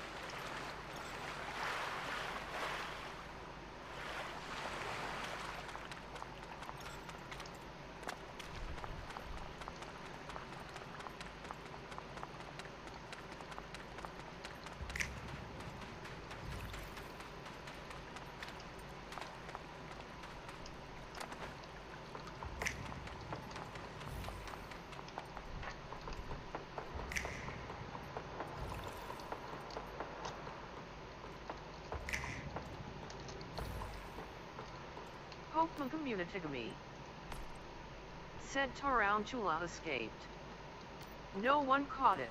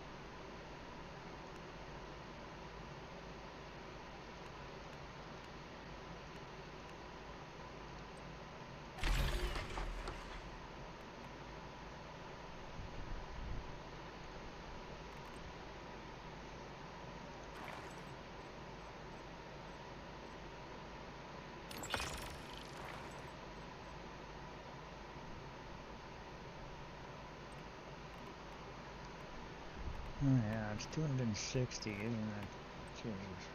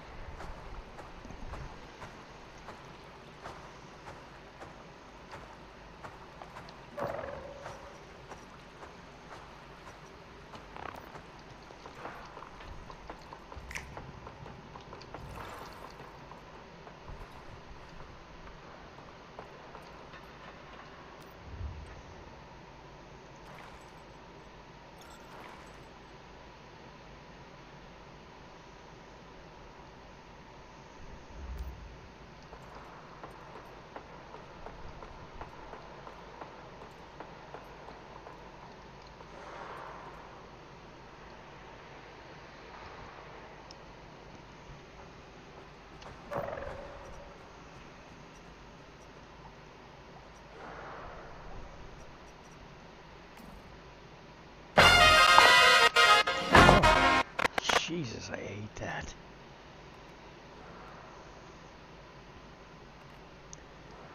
Why does it have to be so goddamn loud?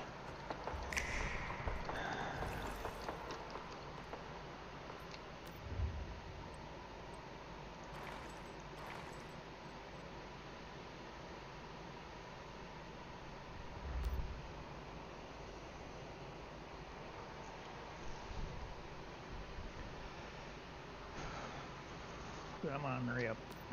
Slow ass thing.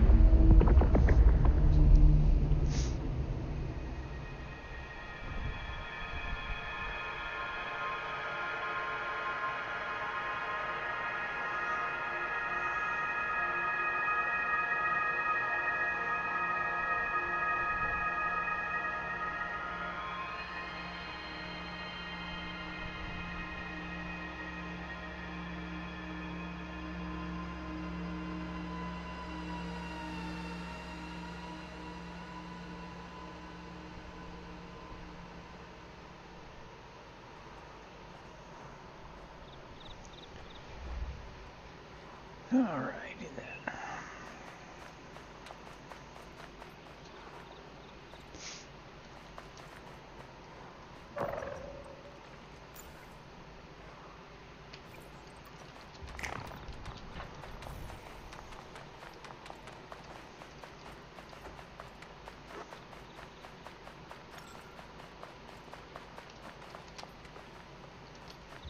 Come back here, sir. Bleeds a lot. Hey, how you going, man? You're not even in your own freaking territory by far.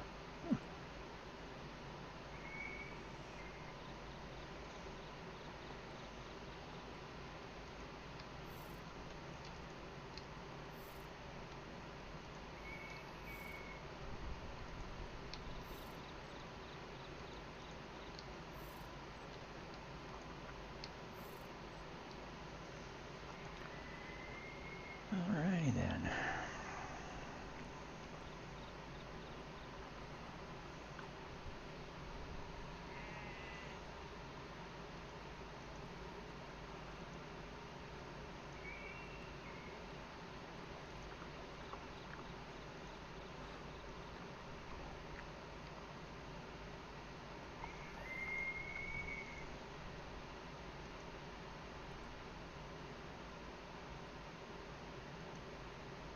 Come on. No, you're not gonna allow. You're not gonna go and breed. Come on now. Is it already too soon?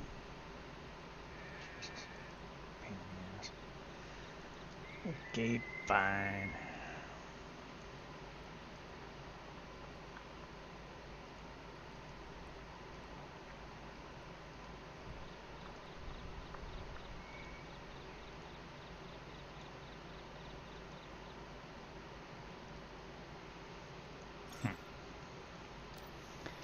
Alright then. Good to know.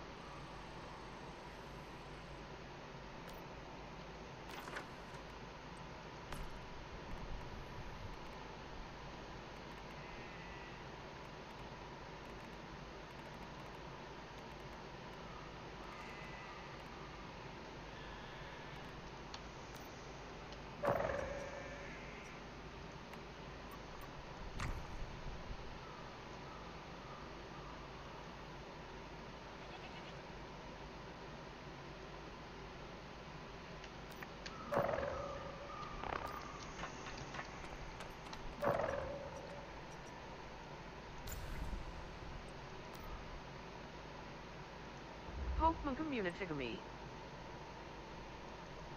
Said a wild Rhyperior, F, appears catch it using Poke Catch, winners revealed in 90s. Alright, time to go do a solo nightmare or something, I guess.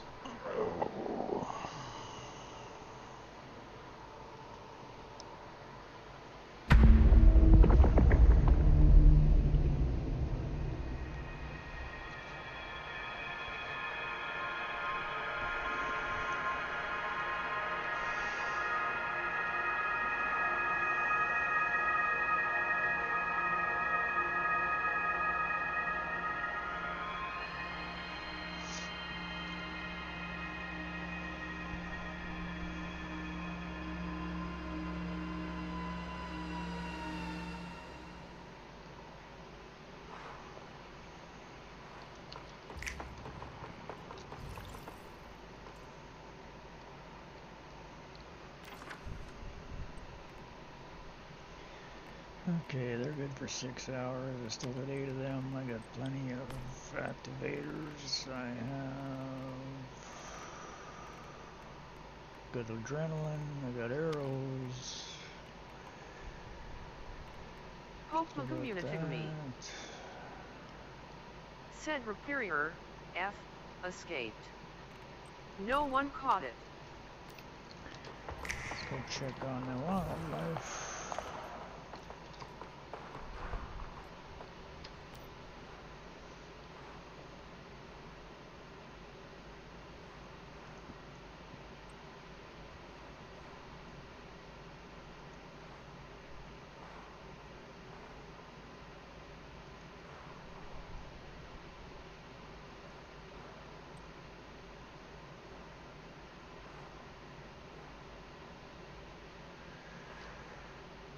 Rickasawagaming. Said sticking through these ad breaks supports the stream. Thank you. Yeah, see, you guys would be better off if you were freaking True Grit. Something of the sort. Thunder penetration.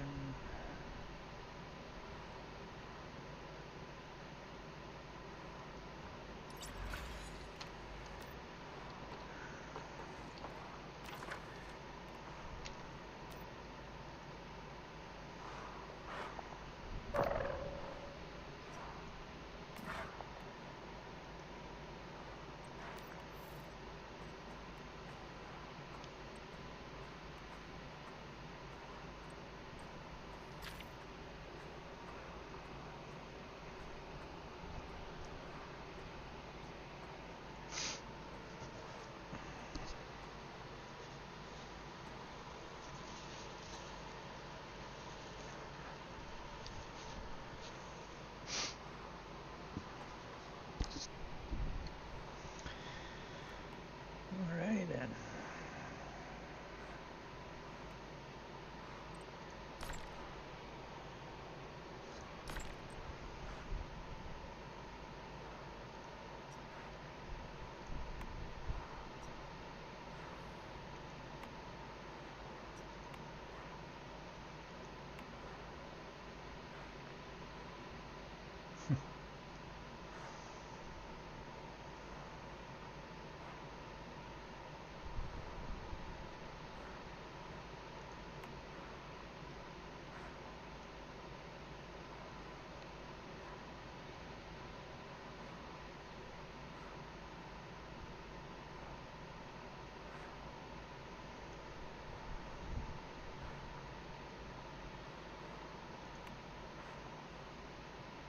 That's what everybody needs, one of them right there. Yeah. Okay. Sexy. Arr.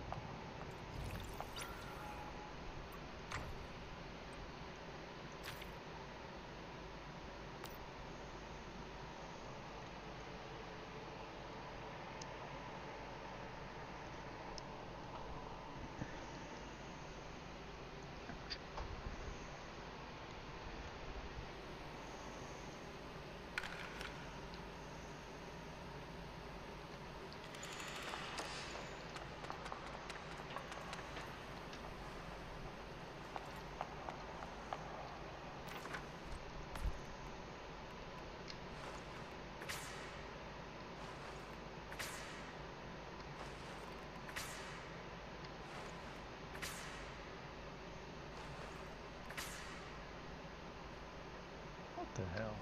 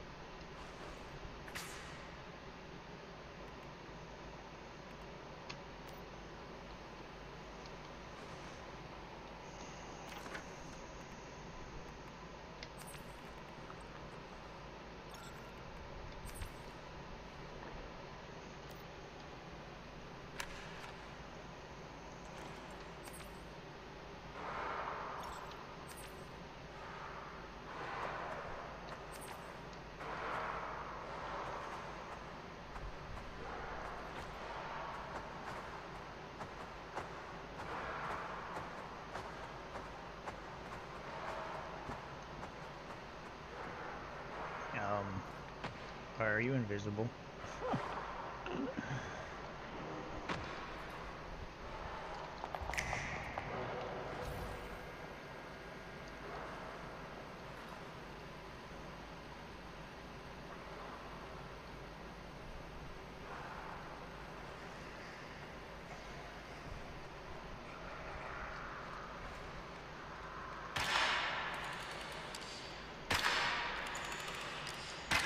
Ramius Ward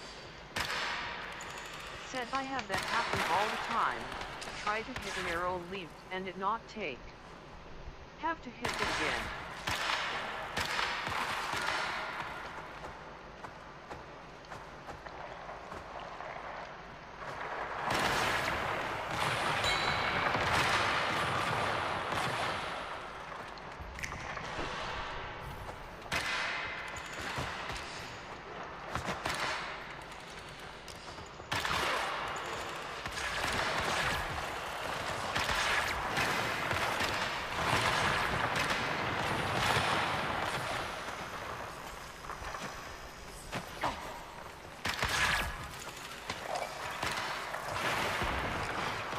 Whoa! I got naked all of a sudden.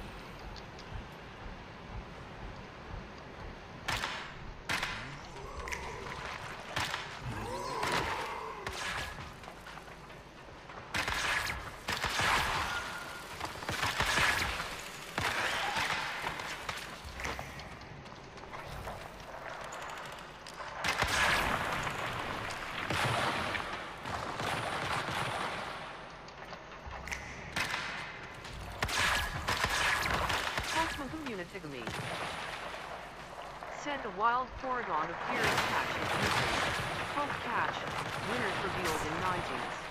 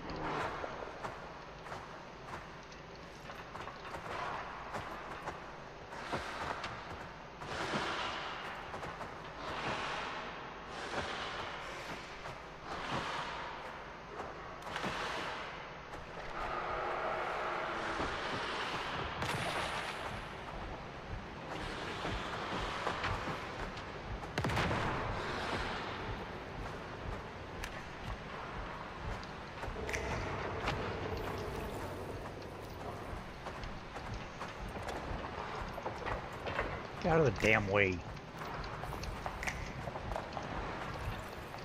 Stupid bear. God damn it, you have to lay in the door? Seriously, dude? Get out of the freaking way. No one caught it. Christ. Wow, that's annoying.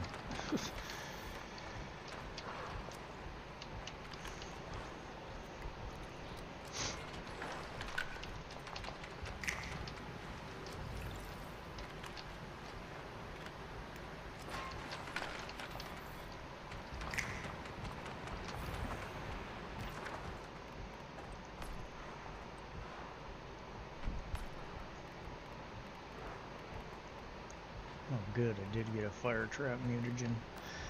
That's what I was trying for.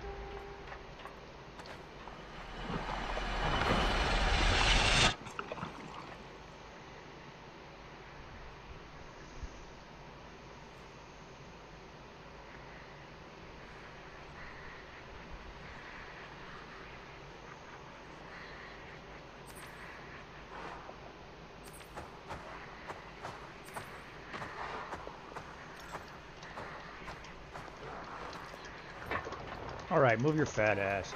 Jesus.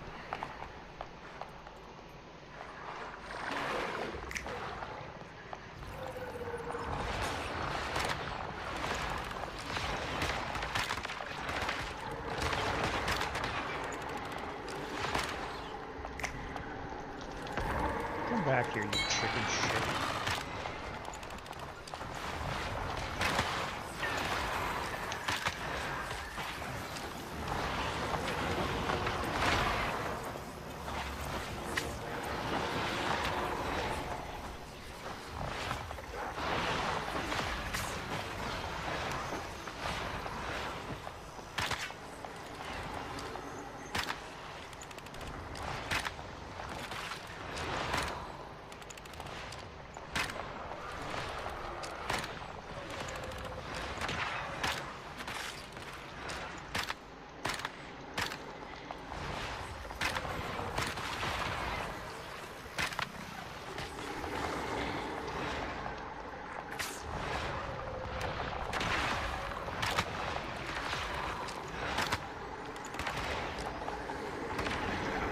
Damn it, stop running away.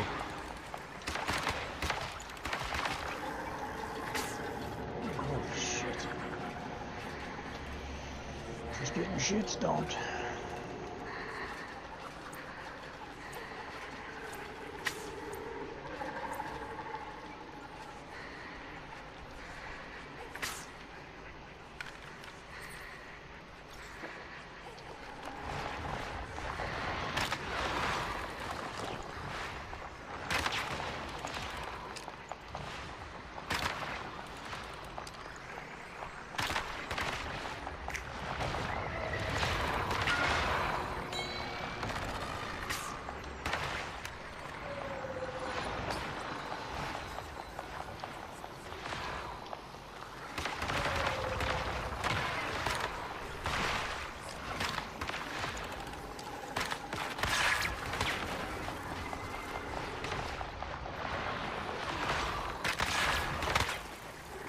Holy shit.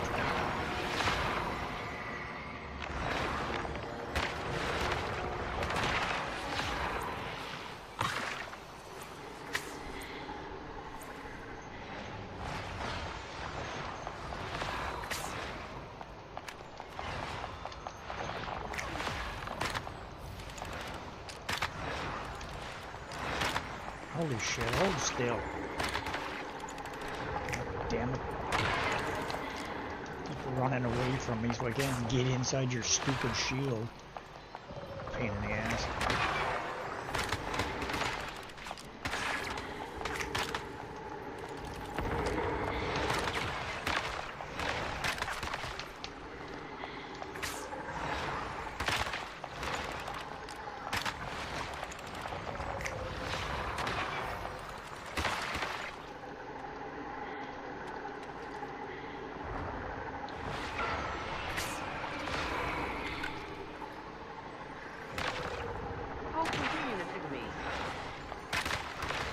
Wild bead drill appears. Catch it using Poke Catch. Winners revealed in 90s.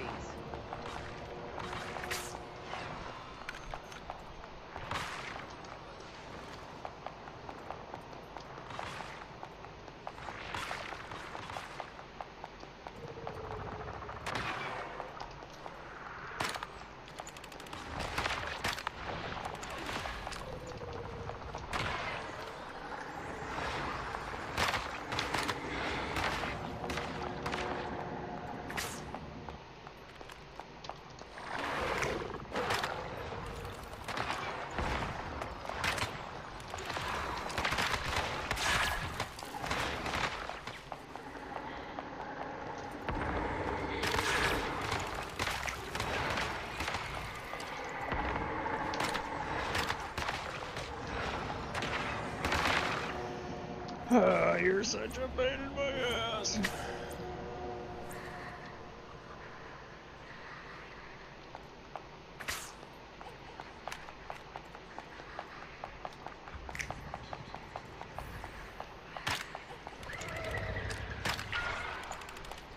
Seriously?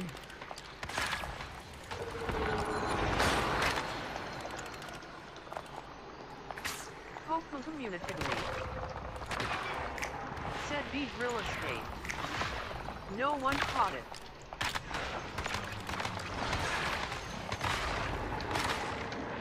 Oh my god.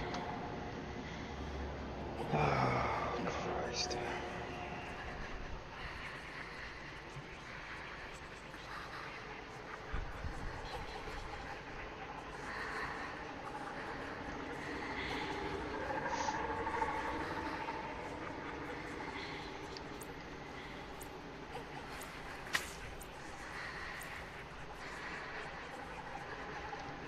Rickus Awakening. Said sticking through these ad breaks supports the stream. Thank you. God, you can't even goddamn hit them. Ah, for fuck's sake. Oh.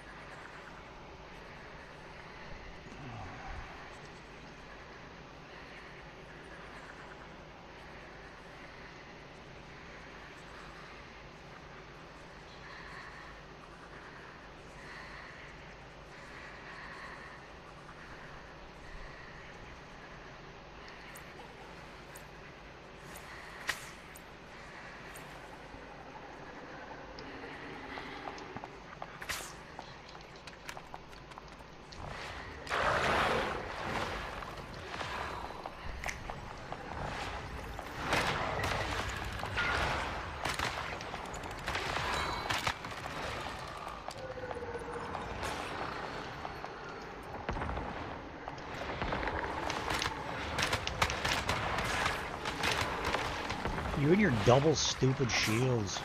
Jesus.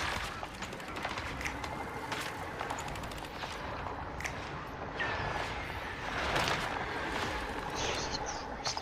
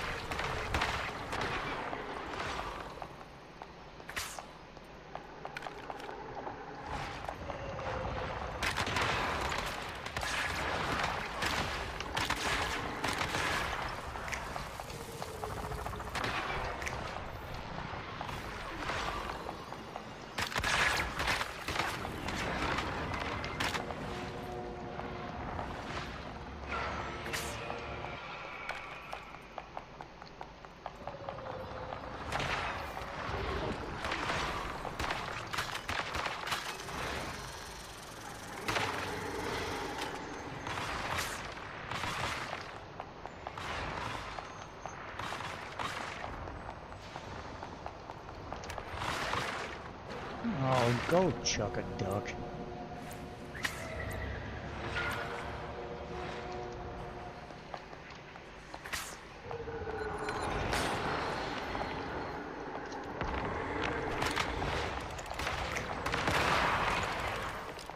There you go, die a horrible death.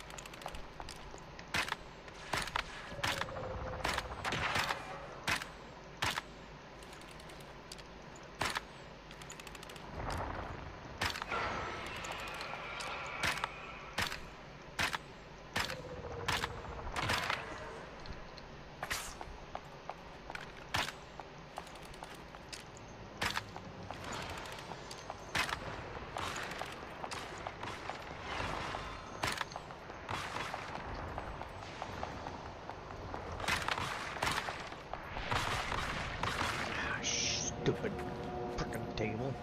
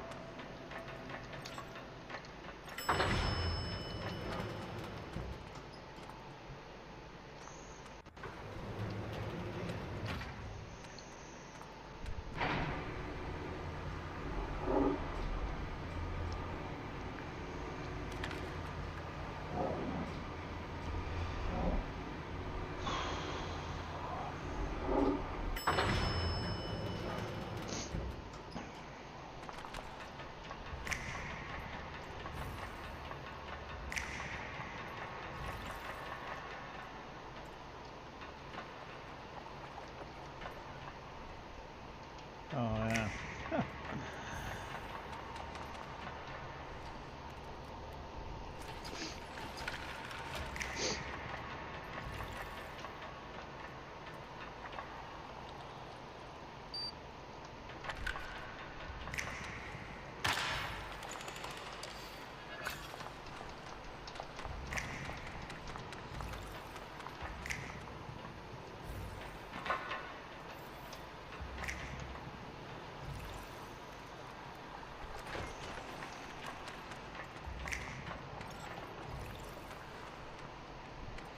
Pokemon Community to me. Send a wild Smith and appears catch it using Poke Catch. Winners revealed in 90s.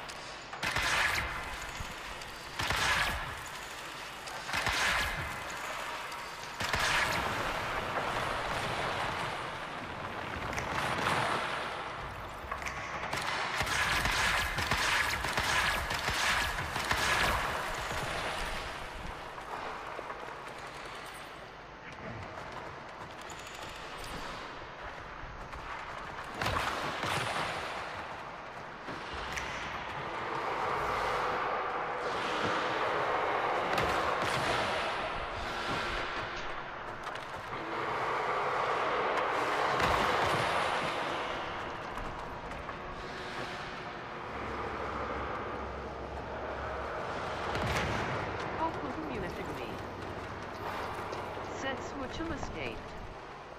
No one caught it.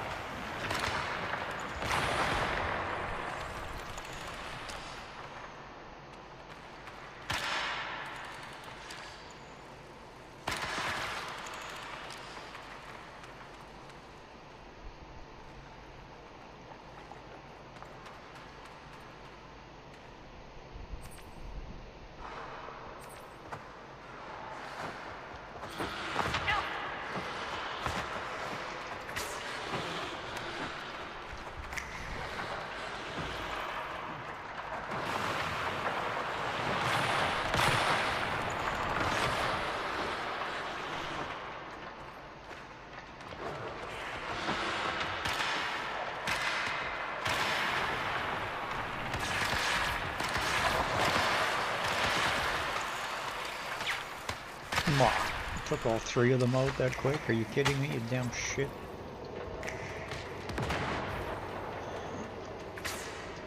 Oh, shite.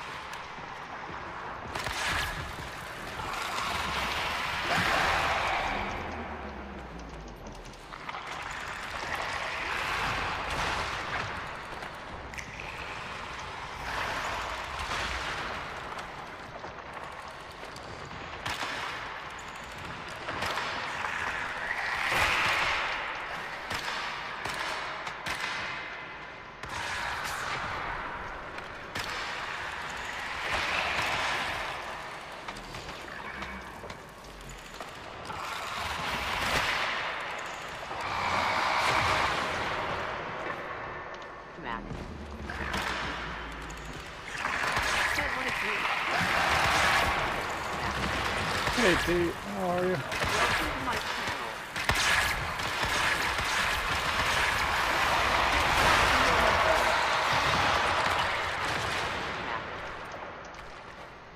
Said coffee's gone.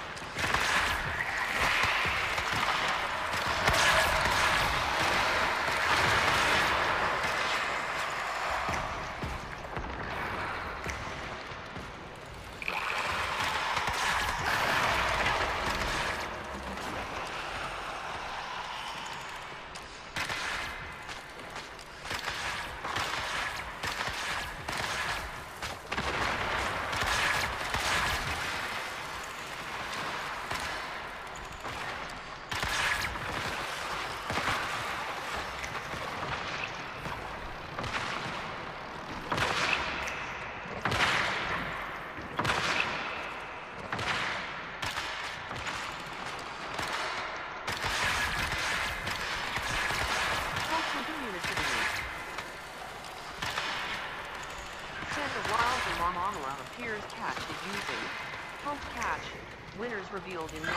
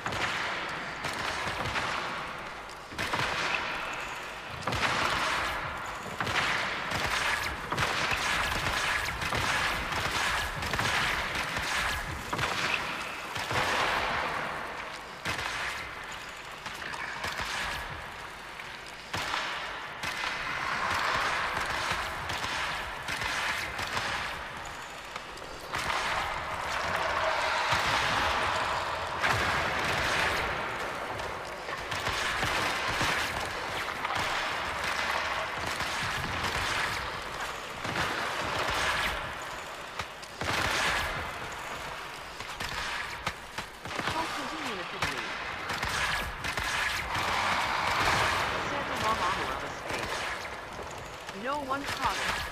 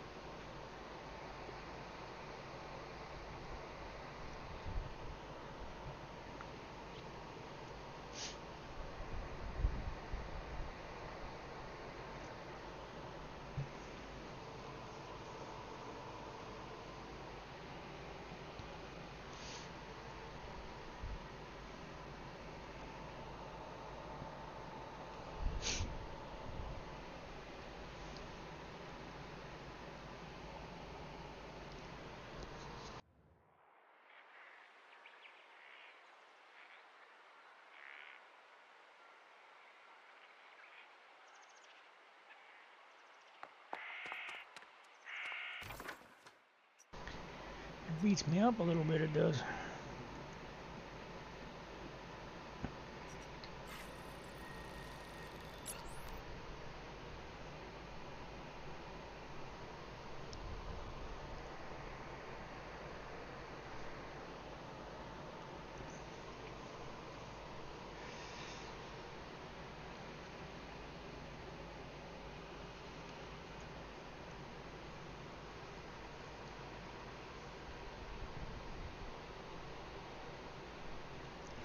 It does, it does.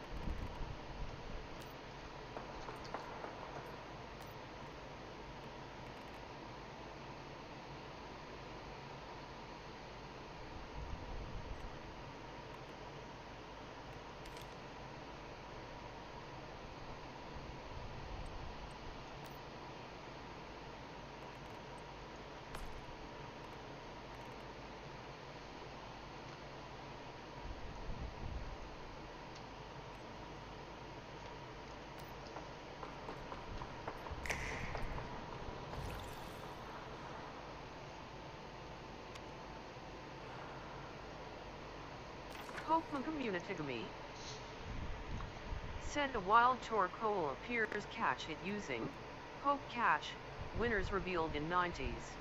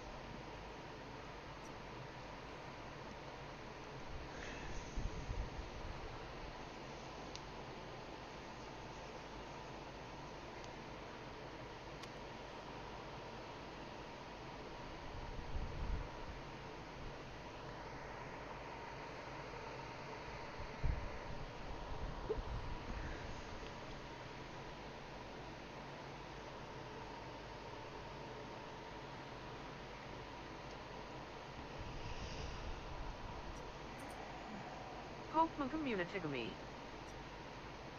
Said Torkoal escaped. No one caught it.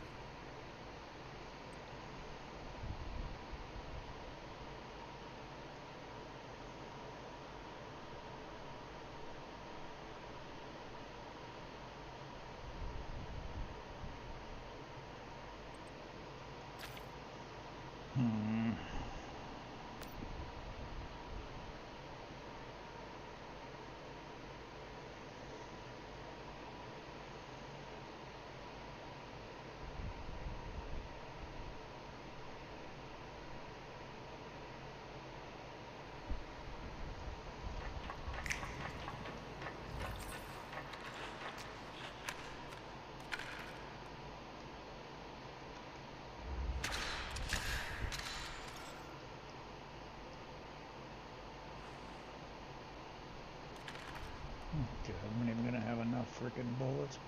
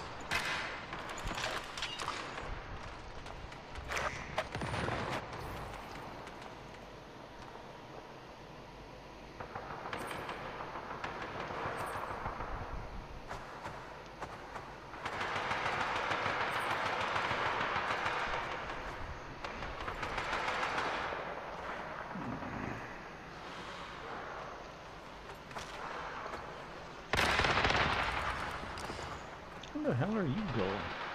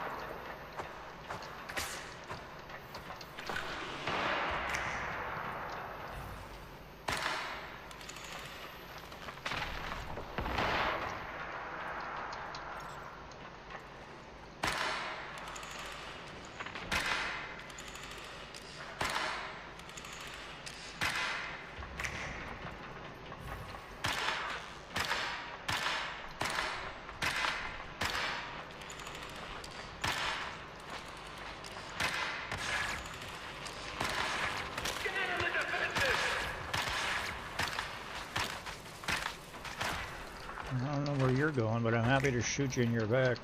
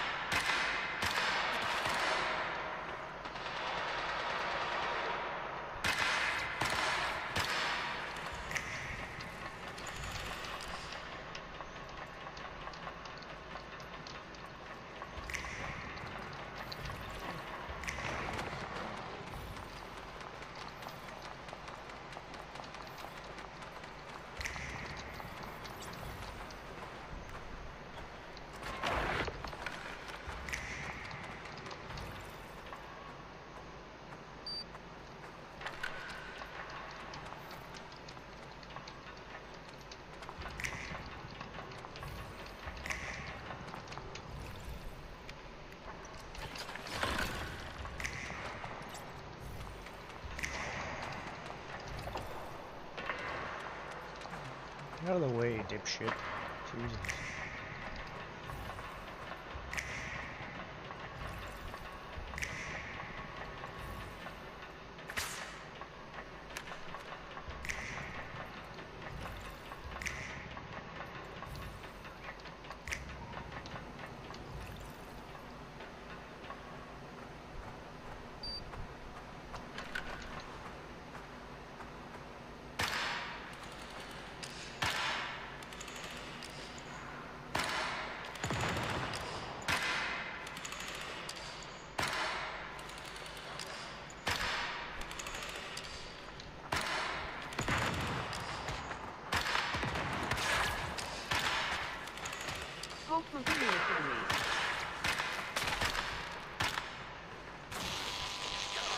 Said the wild slurp puppeteer's tactic using Hope Catch, winners revealed in 90s.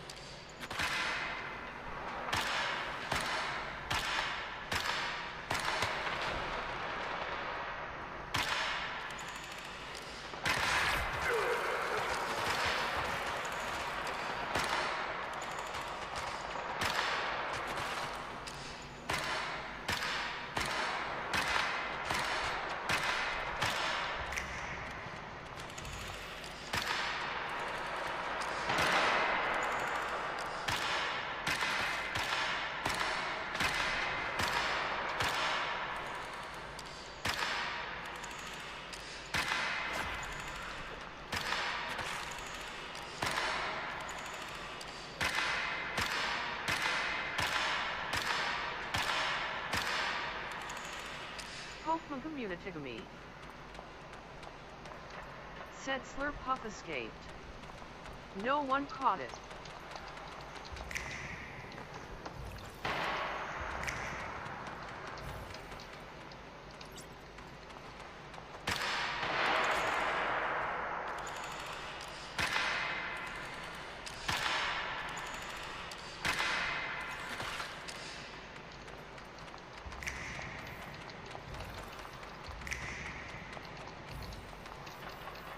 Rickus Awakening. Said sticking through these ad breaks supports the stream. Thank you. Rickus Awakening. Said attention. Coming soon to a chat near you. In a world where elusive creatures roam, the chat of Rickusawa Gaming faces the ultimate challenge. Torkoal and Slurpuff appear, but alas, they slip away into the digital ether. The chat cries red, as their attempts to capture these beasts fail. Will our heroes prevail in the next encounter? Stay tuned for more high-stakes Pokemon action. Hashtag catch or bust.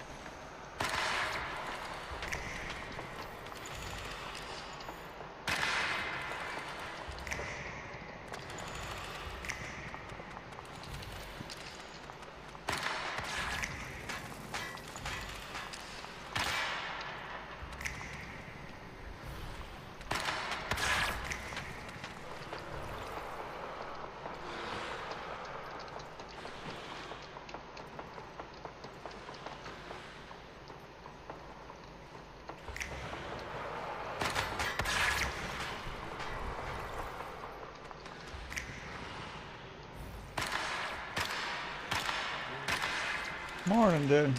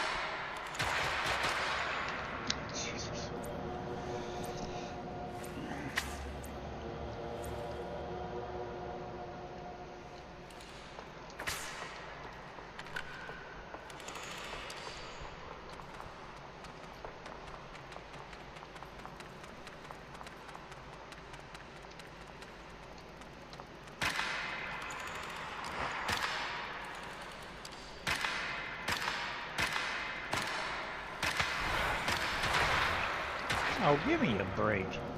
Jesus.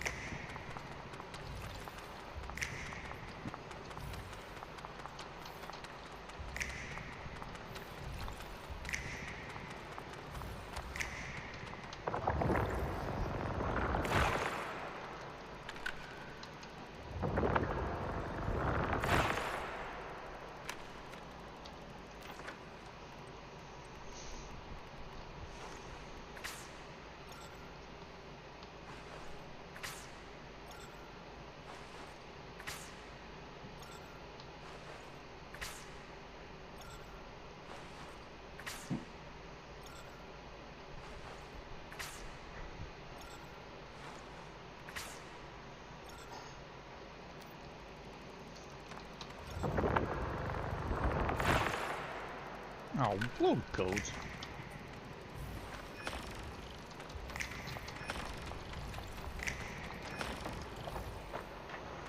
Hopeful community.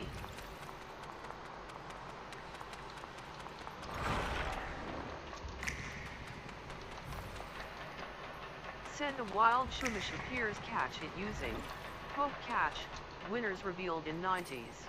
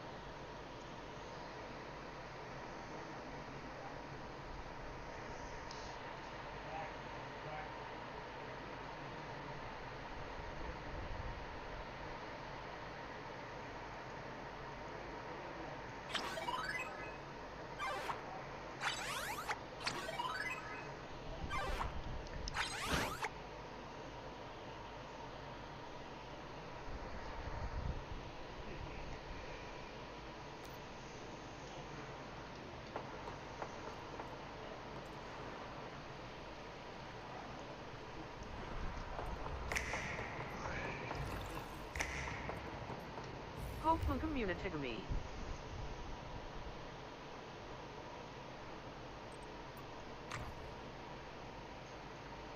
Said a wild Teddy Ursa appears, catch it using Poke Catch, winners revealed in 90s.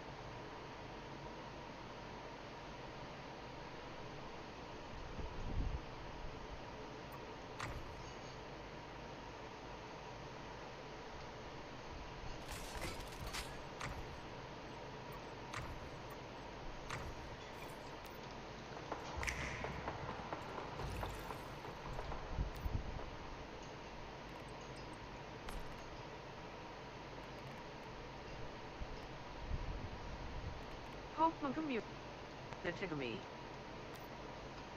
Said Teddy Ursa escaped. No one caught it.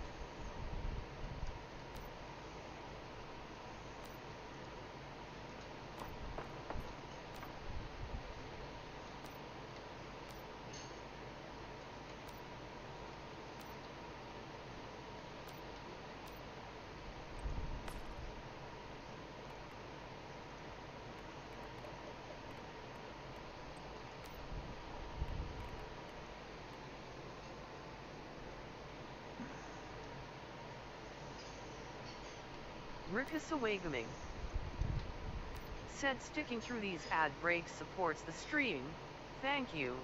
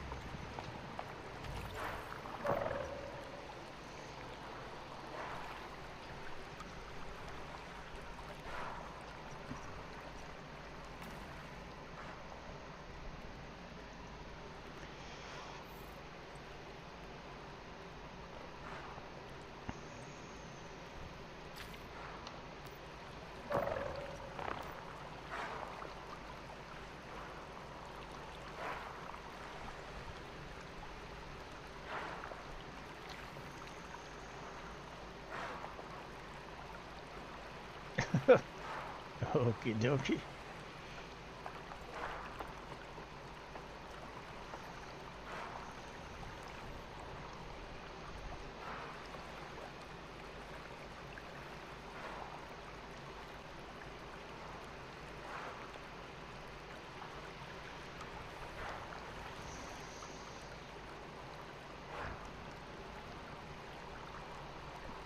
Getting a little bit cray cray there, girl.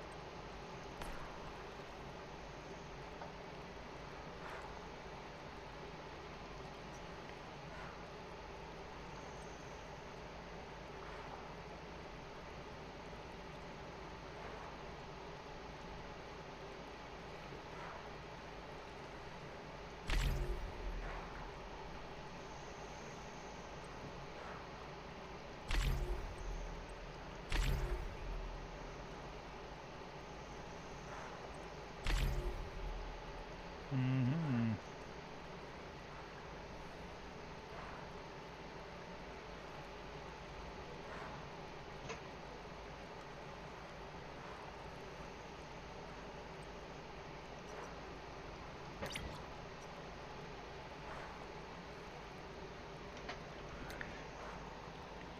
How do you want to change and make this desk? That way. Coming out here. This way. And then the TV over there. And the bed right here. So it will come to about.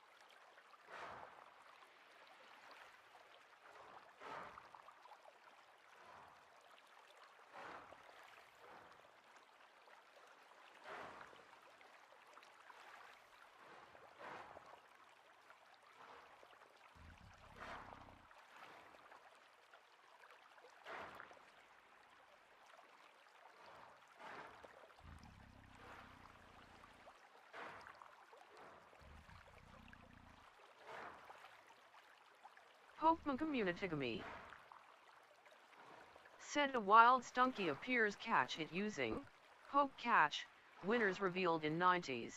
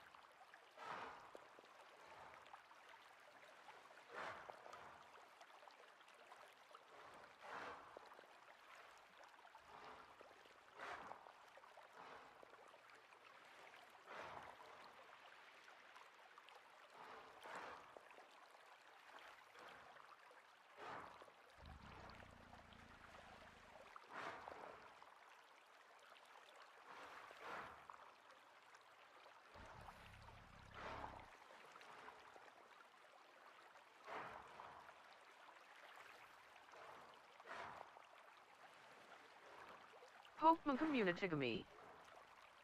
Said Stunky escaped. No one caught it.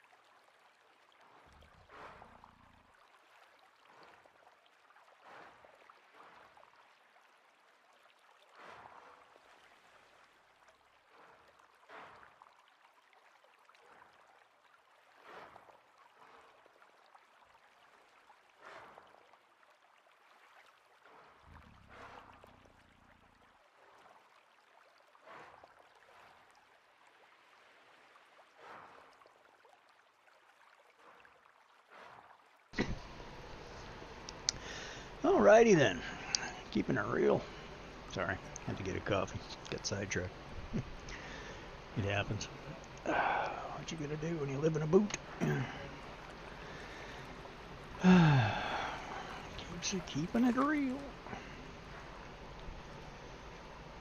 Alrighty then.